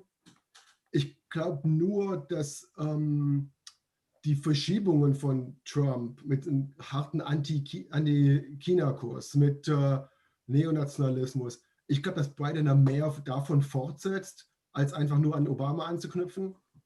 Ich glaube, dass es auch kriegerischer werden könnte, weil der Deep State oder vielleicht mehr marxistisch formuliert, unsere marxistische Analyse vom Staatsapparat, die haben Trump überhaupt nicht getraut, so einem rechten Populisten. Das war keine Grundlage, Kriege zu starten. Die hatten Angst, dass der völlig außer Kontrolle gerät. Das ist mit Biden nicht mehr gegeben. Also da gab es ja reale Reibungen zwischen dem Deep State und Trump. So. Also das kann ein bisschen Angst machen. Ich würde David McNallys Analyse über wie die Frauenbewegung, die Führung der Frauenbewegung Tara Reade behandelt hat und welche Auswirkungen das hatte, absolut unterstreichen. Das war wirklich brutal. Ich glaube trotzdem, dass das eine starke Bewegung nicht nur war, sondern mit kommenden Angriffen vom obersten Gericht auf Abtreibungsrechte vielleicht nicht der eine große Schlag, aber Staat für Staat, ich glaube, dass da auch Gegenwehr wieder entstehen wird und dass es ein wichtiger Bereich ist, wo auch in Zukunft soziale Bewegungen herkommen. Ich lasse es mal ab. Dankeschön. Christian.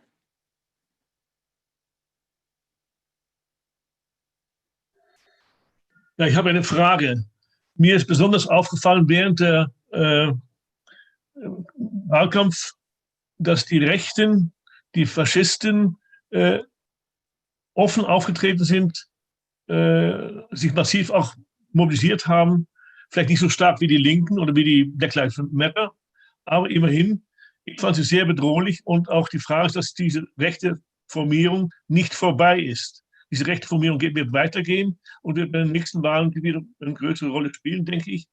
Aber könnt ihr noch was mehr sagen, was jetzt wie ihr diese Formierung der rechten, der oder faschistischen Formierung zum Teil auch bewertet? Und danke. Does anybody want to? Okay, da gibt es noch eine Frage. Alexander. Vielleicht sammeln wir das mal ein bisschen. Hallo, Frankfurt. Ich bin von Lernen im Kampf. Ist der Eindruck richtig, der bei mir entstanden ist, oder könnte es sein, dass zu sagen, wir unterstützen niemand anders als Billy Sanders, dazu geführt hat, dass wir auch eine Abstinenz bei diesen politischen Themen hatten, die der Genosse McNally beschrieben hat.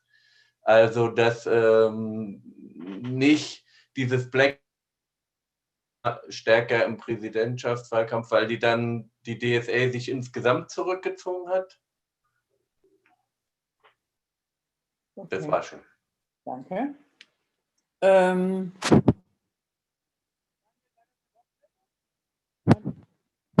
Alles klar. Who wants to answer to one of those questions?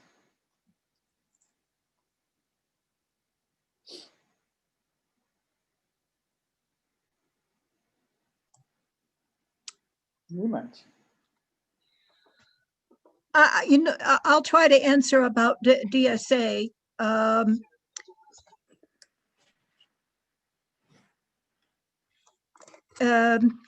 First of all, you should understand Sanders is not a member of the Democratic Party. He's an independent who has been their ally. So he has a very, in fact, the Democratic Party elite hate him.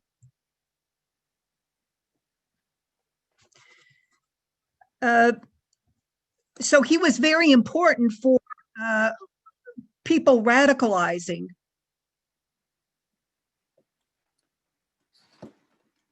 And his program was so different from any of the Democratic Party programs.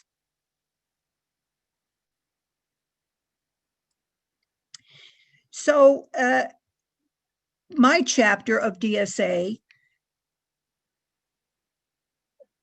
I think most people did vote for Biden, but they were not very interested in him.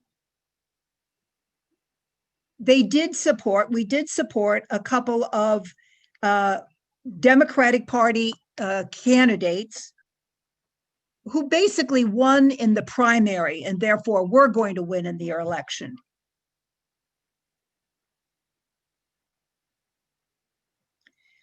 I believe both of them are, although they're formal members of DSA, they are really into the Democratic Party.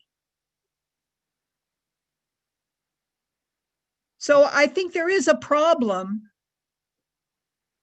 inside DSA about supporting Democrats. But I think that's just inevitable.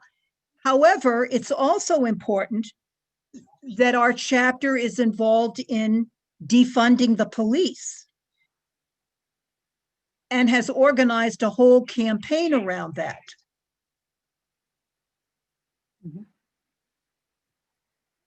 It's a problem, though, for DSA here because we have a very small number of African Americans and Latinos. And yet it's the African Americans who really have to lead this campaign. So I think other chapters may be more involved in a national support to various candidates.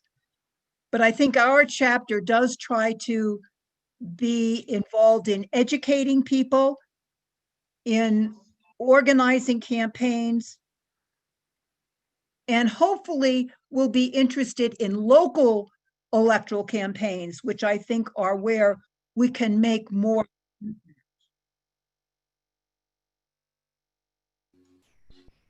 Can I participate in this? Malik, yeah? Yes, yes. Okay, yeah. Let me first explain that I'm not a member of the DSA.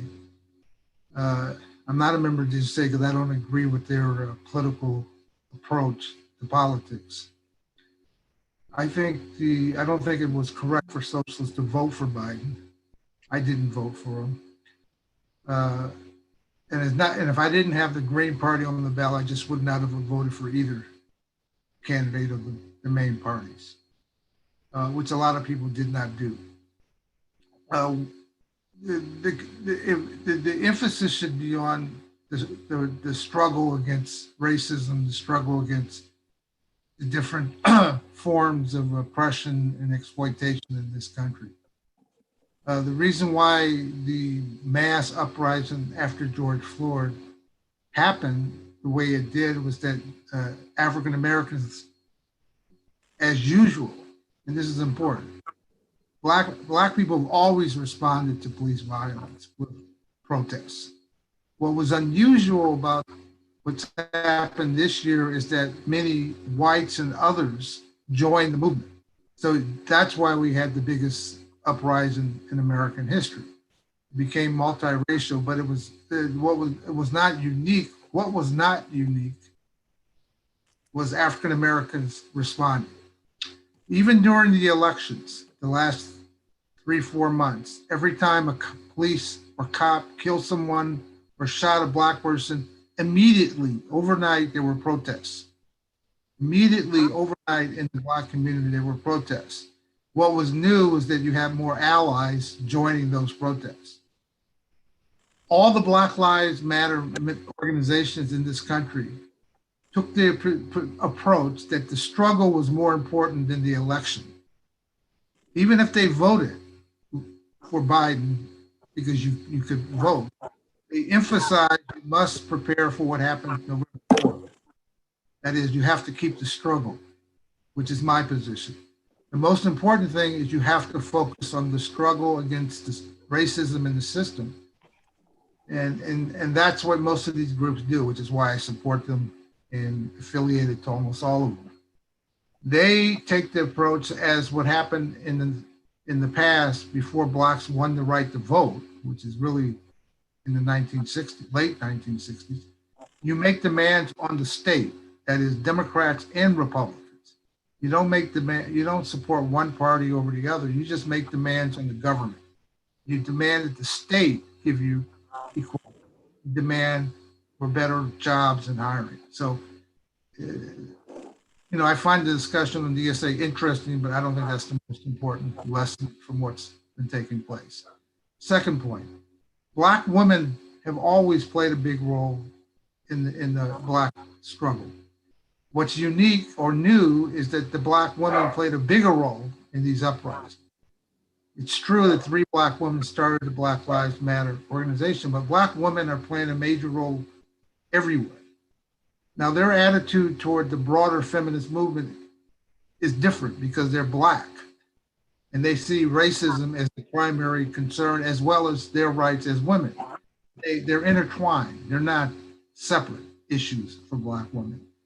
And they've emphasized, and most Black feminists will tell you, yes, women in the United States won the right to vote 100 years ago, but Black women didn't get the right to vote till the late 1960s. That is, the movement did not give Black women or Blacks the right to vote until, as I said, 50 years ago. So that's a point they all make, which is just a factual question. But I think the socialists have to focus on what the key issues is, which need to organize mass protests, mass struggle around whatever the system is not doing for them, which the Black Lives Movement is the most important right now. And I agree it would have been nice if we had national days against racism, but it's important to recognize the movement never stopped in the Black communities, whether we're in Minnesota or Oakland or New York. They continued and they responded to police attack and they made demands. It was the broader movement, non-Black movement, that began to shift toward electoral politics. To me, it's the weakest political consciousness and protest is focusing on elections. Thank you. Ron is prepared to answer the question of Alexander. So I would suggest that we take that before the two new questions came, so not to forget the question of Alexander. Okay. Weil Alexander fragt auf Deutsch über DSA, werde ich auf Deutsch zu antworten versuchen. Ich glaube, dass trotz der Entscheidung für niemand anderes als Sanders zu unterstützen, hat die Mehrheit in DSA für Biden gestimmt, außerhalb vielleicht der Jugend. Ich selber bin Mitglied der DSA, habe aber für Hawkins und Walker von den Grünen gestimmt. Okay. Jetzt habe ich Ingo und dann Wilfried. Ja, ich habe eine Frage zur Ökologie. Der Trump wird ja weiterhin als Führer der fossilen Counterrevolution angesehen. Und das ist in den Bemerkungen bisher überhaupt nicht aufgetaucht, welche Rolle das gespielt hat. Da würde ich gerne was zu hören. Fridays for Future in Amerika war zwar nicht so groß wie in anderen Ländern, aber es war doch immerhin auch präsent. Und würde die Frage auch gern verbinden mit der Frage zur Spaltung zwischen urbanen Zentren und ländlichen Regionen, zum Beispiel was die Wahlen in Idaho angeht, wo Fracking eine sehr große Rolle spielt und die Hoffnung darauf, gut bezahlte Jobs zu finden, egal wie, was das mit der Umwelt dann macht. Gibt es da irgendwelche Ideen, wie Linke in ländlichen Regionen auftreten können, um da der Übermacht rechter und antiökologischer Bewegungen und Parteien was entgegenzusetzen? Vielen Dank. Okay. Wilfried, am besten gleich hinterher, sonst verlieren wir ein bisschen Zeit.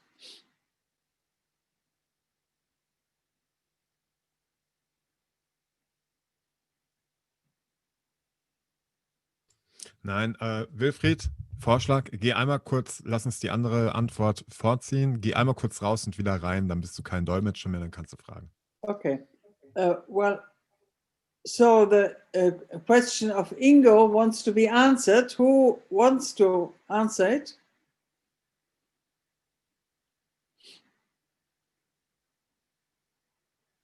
Nobody?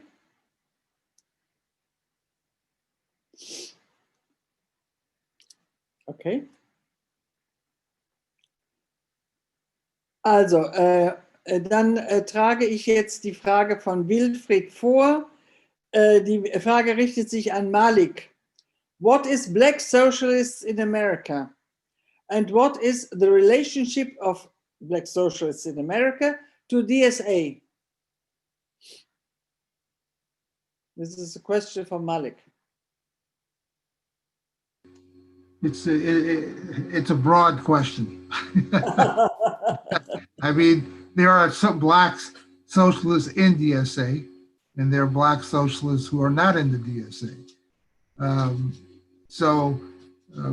I think it's a very old question in the Black movement, Black left movement, I should say. That is, there is some people who see the question that socialists who are African American should focus their activities in building the anti-racist struggle and in Black organizations who are leading it, and think that joining or participating in a multiracial group is not their priority. There are others who say you should be in a multiracial group like DSA and still support Black organizations and Black struggle, but you don't make that as your only focus. So that's not a new discussion. I would say most Black left or Black socialists who are conscious of their Blackness or being African Americans tend to focus on building anti-racist Black organizations as their priority, and they work with other organizations. So, you know, my personal side, I mean, obviously I've always functioned in multiracial, a revolutionary socialist group, because I think that's what you should do. Because if you want to, your goal is a socialist revolution, you have to work with all socialists. But on a practical level, I understand why most Black radicals or who call themselves socialists, and most people in these Black Lives Matter groups, if you ask them, do they support socialism, they'll say yes. So that's not the issue. They've just focused their energy in building that movement, which they see as a priority. And so that's why I say you can't say, what do Black socialists do? I think most people who are socialists identify as socialists, but if they're Black, they may prioritize building independent Black organizations.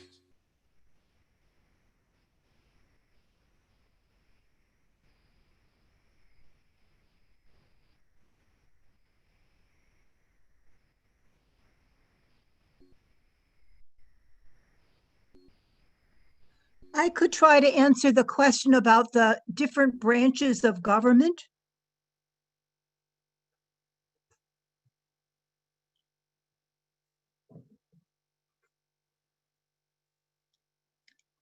Is that okay? Yes, okay.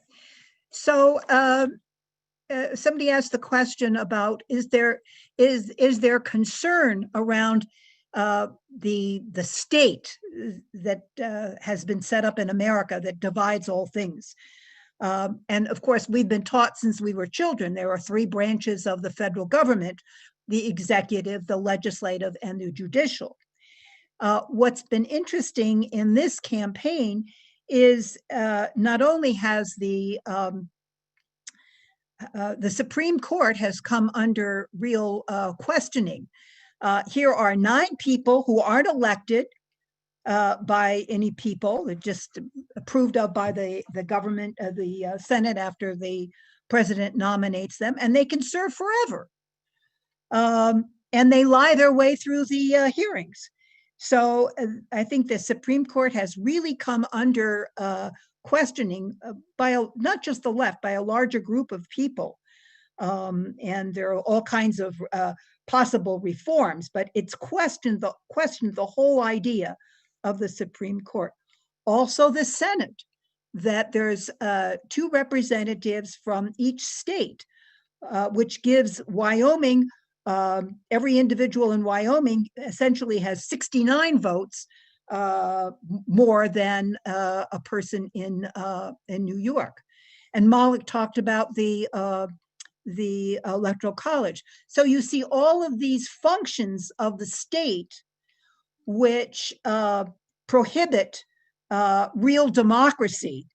And I think that many of them are under question now, and it will be interesting to see how deep the questions go. We also see that the tremendous expansion of the executive section of the government under Trump, but this actually dates back 50 or 60 years. So that's good. It's good that all of these questions about the functioning of the state have come up, and also that we see how many of them have been breached by Trump. yes, some form of democracy has held, but only by a very thin thread. So the question is, what should we have? So I think this has opened up a whole area of discussion, not just for the left, but for a broader part of the population as well. That's great.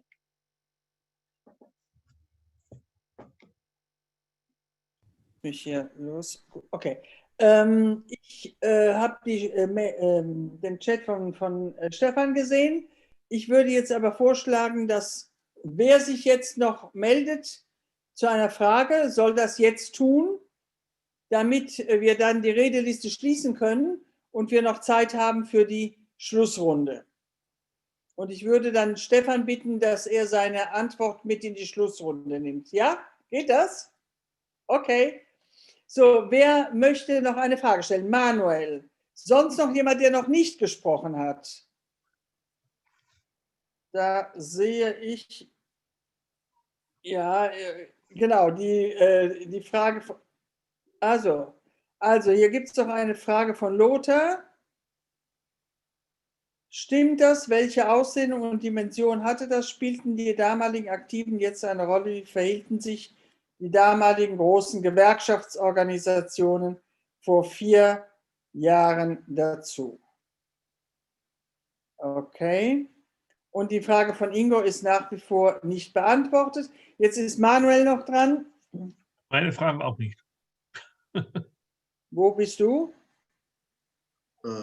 Christian hatte gefragt nach der Einschätzung dieses Aufschwungs rechter Formierung. Ach ja, richtig. Entschuldigung, diese Frage ist auch noch offen. Das konnte übersetzt werden, dass die Redner und Innen das wissen. So, dann ist noch Manuel dran. Yes, one question perhaps for the summaries. There is a long years tradition in USA left to fight for an independent workers' party, like worker parties, advocates, etc. What do you think now? You told from the development of the DSA. Is that changing now? Should that be changed? For example, in the struggle for a large socialist party or socialist workers' party? This is my question, if there is some change. So I hope now that the comrades of the states registered all these many questions which came in the last minute, more or less. Who wants to begin? Stefan. I can take a shot. Ich kann mal versuchen, eine Antwort zu geben, dann können wir die anderen auch noch ein bisschen korrigieren. Zu der Ökologiefrage vielleicht ganz kurz. Ich glaube, dass der Unterschied, aber das ist eine Momentaufnahme. Im Moment ist der Unterschied, glaube ich, dass in Deutschland oder in Europa, wenn man das so sagen kann, mehr Bewegung auf der Straße, zumindest vor Corona, stattgefunden hat mit Fridays for Future. Ich glaube, dass aber die politische Dimension hier mit dem Green New Deal, wenn man anschaut, was da vorgeschlagen wurde, das war schon ein sehr umfassendes, radikales Programm, das die Frage von der Befreiung von schwarzen Menschen, der Frage von indigenen Bevölkerung, der Frage von Gesundheitsversorgung, Nahrungsmittelsicherheit, Jobgarantien und so weiter beinhaltet hat. In seiner Radikalität ist es vor allem auf der politischen Ebene abgehandelt worden, aber es spielt eine große Rolle für junge Leute und so weiter, die dann vielleicht jetzt nicht wie in Deutschland am Freitag auf die Straße gegangen sind, aber wo das enorm politisiert hat. Und wir haben in der Vergangenheit auch große Bewegungen gesehen, um die Fragen. Ich glaube, dass das auch auf dem Land eine gewisse Wirkung hat, aber bin da kein Experte. Ich wollte kurz ein bisschen noch eingehen auf die Punkte von Black Lives Matter oder der neuen Bewegung zur Befreiung von Schwarzen und der DSA. Und ich glaube, dass David McNally absolut recht hat, dass eine Gelegenheit verpasst wurde. Und dann ist ein bisschen erörtert worden, warum aus meiner Sicht, also bei der DSA passiert bislang nicht sehr viel von der Bundesebene. Das sind sehr dezentral und die einzelnen Chapters, also zum Beispiel in Seattle haben 1600 Mitglieder, 1600 Mitglieder, die entscheiden relativ autonom, wie sie Kampagnen machen. Und das ist eine Schwäche und da kam nur wenig Hilfe. Das ist ein bisschen organisatorisch. Mehr politische Antwort. Die DSA wird zu Recht als eher weiße Organisation wahrgenommen. Es gibt natürlich schwarze Aktivistinnen und Aktivisten, aber das war jetzt für uns auch in Seattle, die DSA, wir waren präsent bei der Job, Just, polizeifreien Zone, haben da jeden Tag Infotisch gemacht, waren da in Solidarität und so weiter. Da gab es durchaus auch Skepsis von der Bewegung und das muss man ernst nehmen. So, und da war es nicht so einfach. Manche DSA-Chapter haben sich aus meiner Sicht auch ein bisschen versteckt. So, ja, das ist jetzt was, wo man eine schwarze Führung braucht, also schwarze Leute in der Führung sein sollen. Und dann sind sozialistische Ideen kaum da reingetragen worden. Das war eine Komplikation da. Ich glaube aber auch, dass es halt Strömungen gibt und die sind auch in der Bundesebene von der DSA stark vertreten, die etwas ökonomistisch sind. Also Jacobin oder Bretton Roses, das ist alles relativ. Ich würde jetzt nicht sagen, das sind Genossinnen und Genossen, die nicht gegen Rassismus kämpfen, aber die Betonung ist sehr, Bernie Sanders mäßig, wir vereinigen die multiethnische Arbeiterklasse, wir vereinen die bei ökonomischen Themen. Und wenn wir Gesundheitsversorgung für alle erkämpfen, dann ist es ja überproportional für Schwarze. Und das reicht halt nicht. Also das ist halt politisch schwach. Und es lähmt dann halt auch DSA und manche Chapter, manche Ortsverbände der DSA haben dann auf der Grundlage relativ wenig gemacht oder sind ja so ein bisschen mal Anhänger der Bewegung. Ich glaube, das sind politische Debatten, die man da führen muss. Ich finde aber auch, dass man bei der Black Lives Matter Bewegung, also die Ideen da sind auch vielfältig.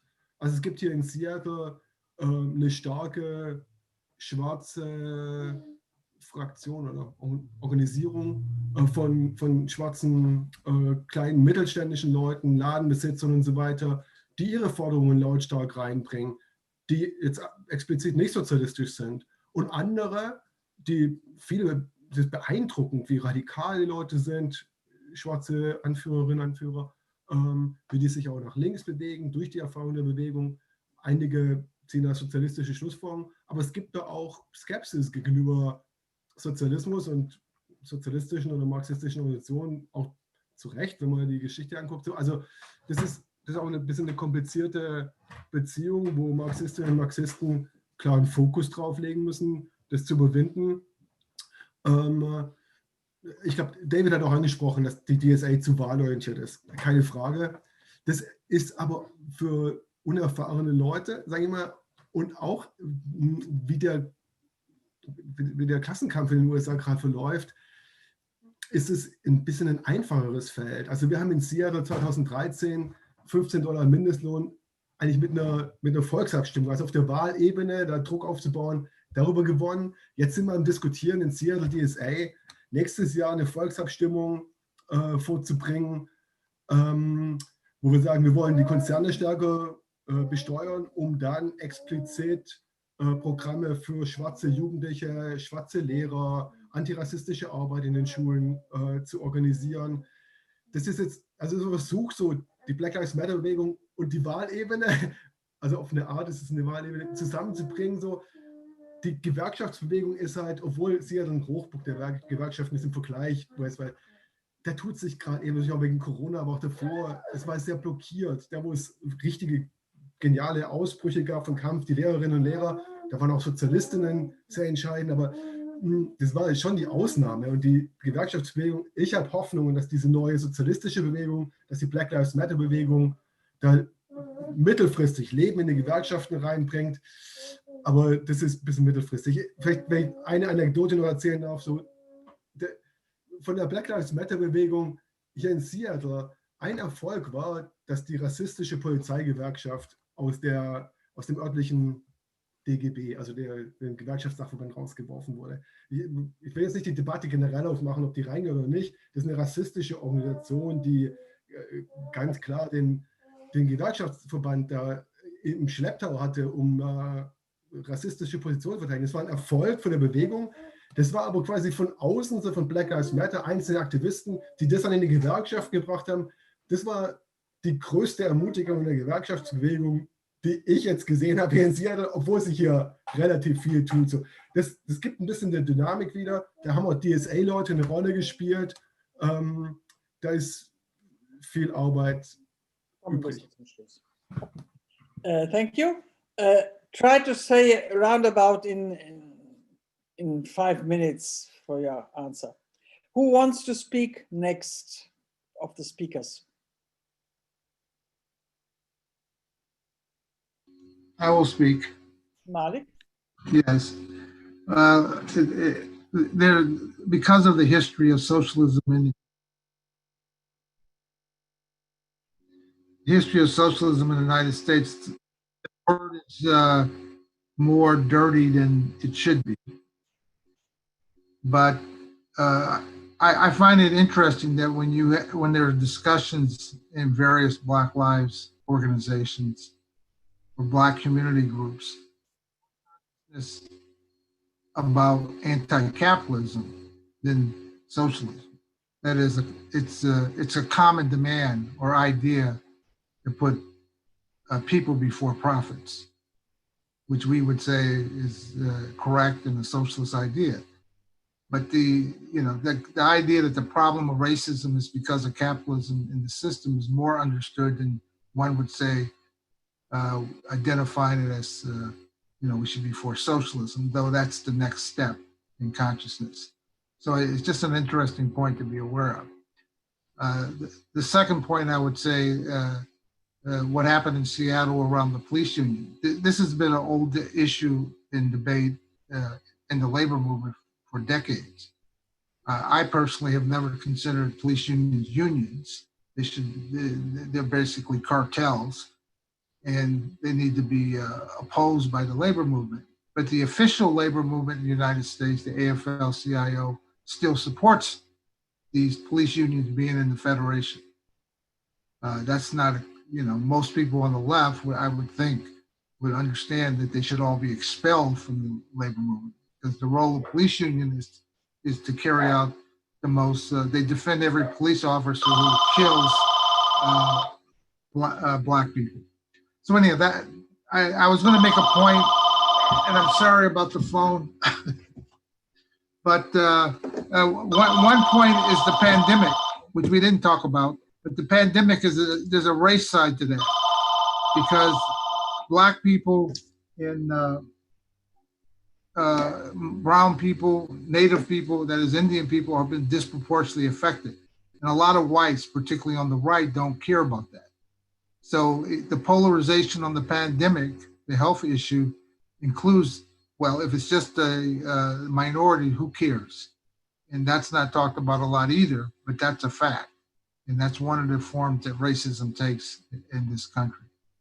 My final point is, I like the fact that, we are discussing the socialism in general. The problem in the United States, there is no real revolutionary party in the US, even a small one. So everyone's in different small socialist groups. And so an organization like the DSA is more, has disproportionate influence, but, at some point, a real revolutionary party type organization needs to be built, which we're not there yet. That's it. Thank you. I'll go next, Angela. Yeah. I wanted to start by saying it's really important to understand it's hard to demonstrate in a pandemic. And we started off by having car caravans. We've had socially distanced pickets. We have had some socially distanced marches, but it is hard. And it means that a lot of people, especially older people, including myself, find it very risky to go to demonstrations. So I think that the pandemic has had a tremendous impact on limiting the size of demonstrations. We did have, basically our demonstrations are like 300 strong. And someone asked a question about what about the right wing? And I think the right wing will come out when we go to some of the suburbs and demonstrate where we do expect counter demonstrations. In general, it's 300 of us and maybe 25 or 30 of them. They're primarily evangelicals rather than the militia. You have to go a little further out to encounter them. I was a little bit afraid that after the elections, we might have demonstrations in which the militia did arrive, and I was afraid we might suffer a couple of deaths. That hasn't happened so far. So hopefully that will continue.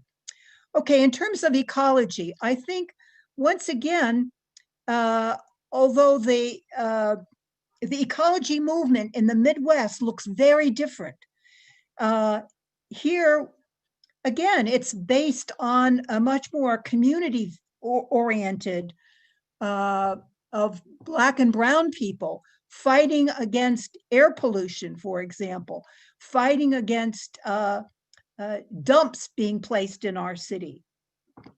So yes, it occasionally, you know, when something happened like Standing Rock, yes, people went to Standing Rock, but generally it's more oriented around the community, the environment that we live in, the problem of the food desert. So we actually have 2,000 urban gardens in the city of Detroit, but that's still not nearly enough for what we need. On the question of unions, unions generally support the Democratic Party, and they do get out the vote. I cannot tell you the number of mailers that I received on the Biden campaign.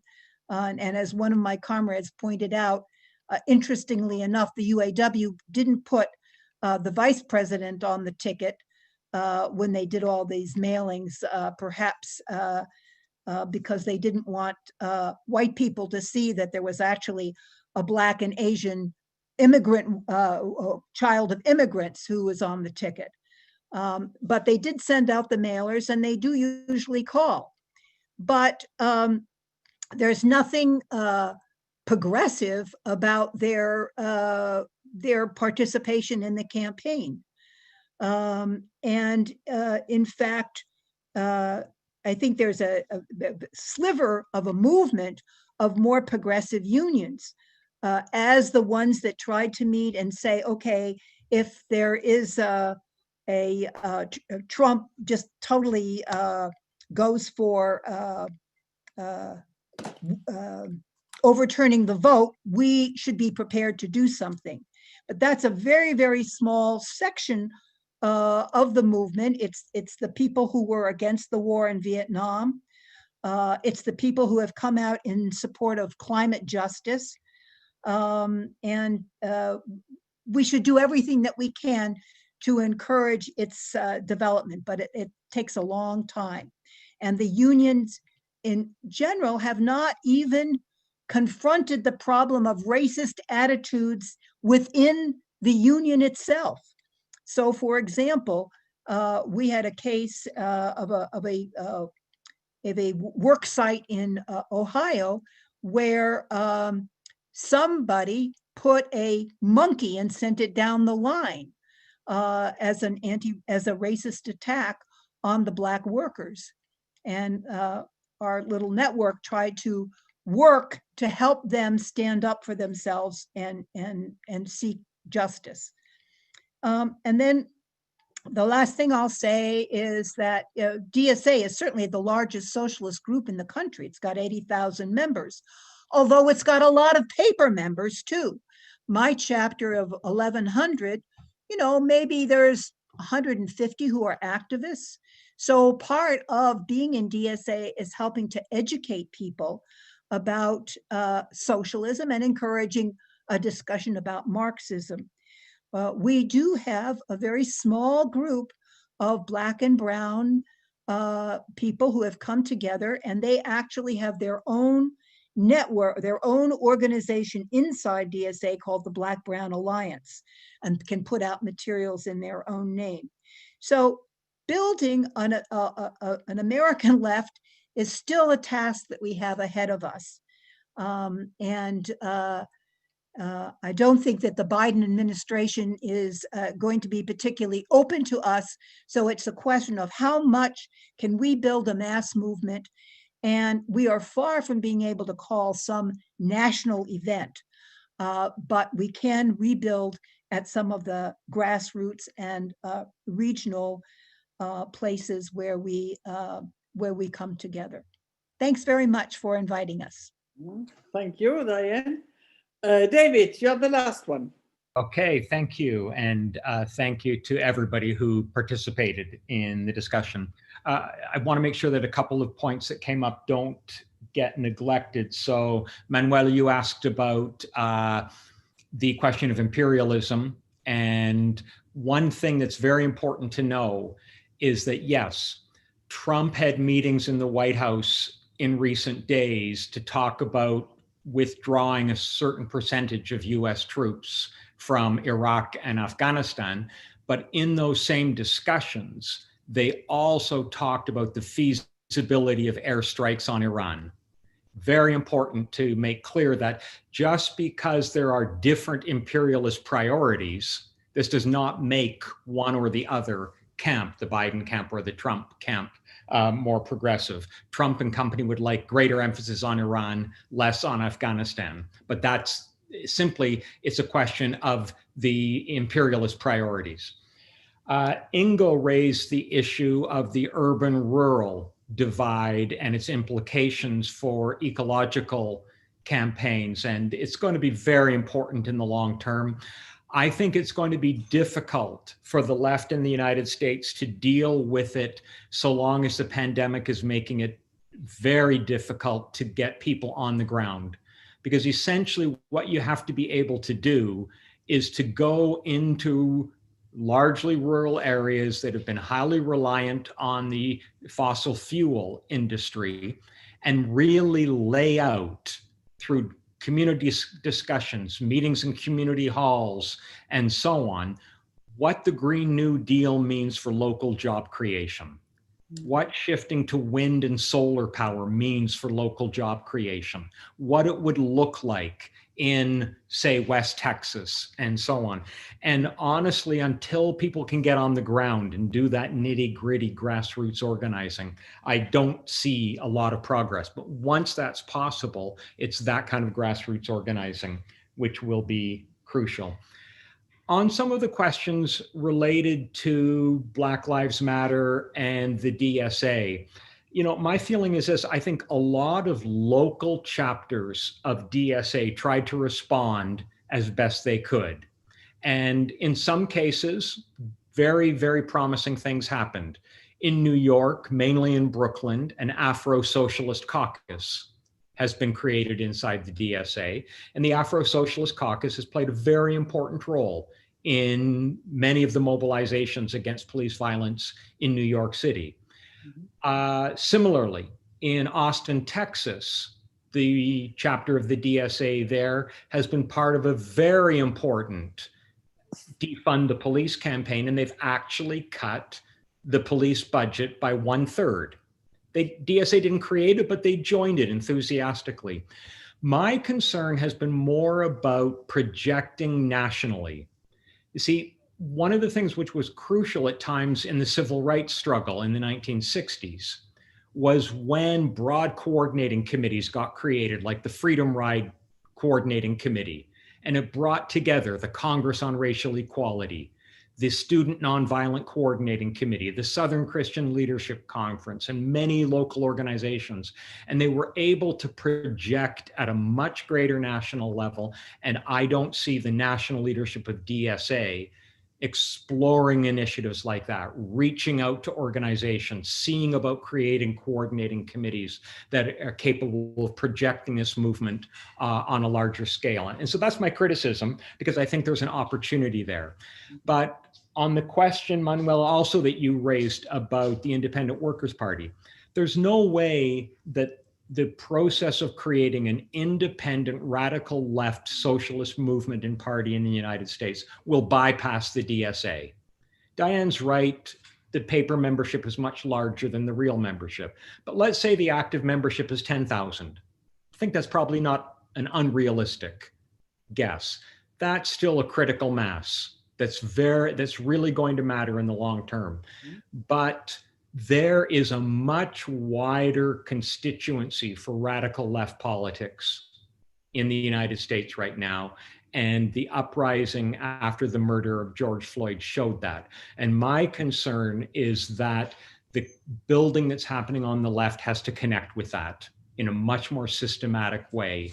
And it has to think more boldly, with greater vision and with greater commitment to speaking and projecting the socialist left as an anti-racist left that is prepared to be remade by all kinds of people of color, particularly young people of color coming into its ranks. And that may eventually create a different formation than DSA, but DSA right now is going to have to be central to that project. And so that's really what I was trying to highlight. And once again, thank you so much to all the comrades.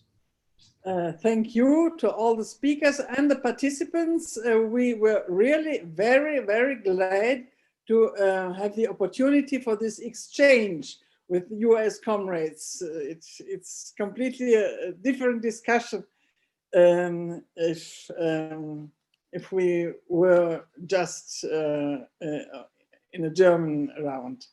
So, thank you very much. And ja, gibt es noch was zu sagen? Nein, nicht mehr zu sagen. Okay, then bye-bye to everybody. Bye. Vielen Dank an euch. Bye-bye. Bye-bye. Bye-bye. Bis zum nächsten Mal. Bye, Bis zum nächsten Mal, genau.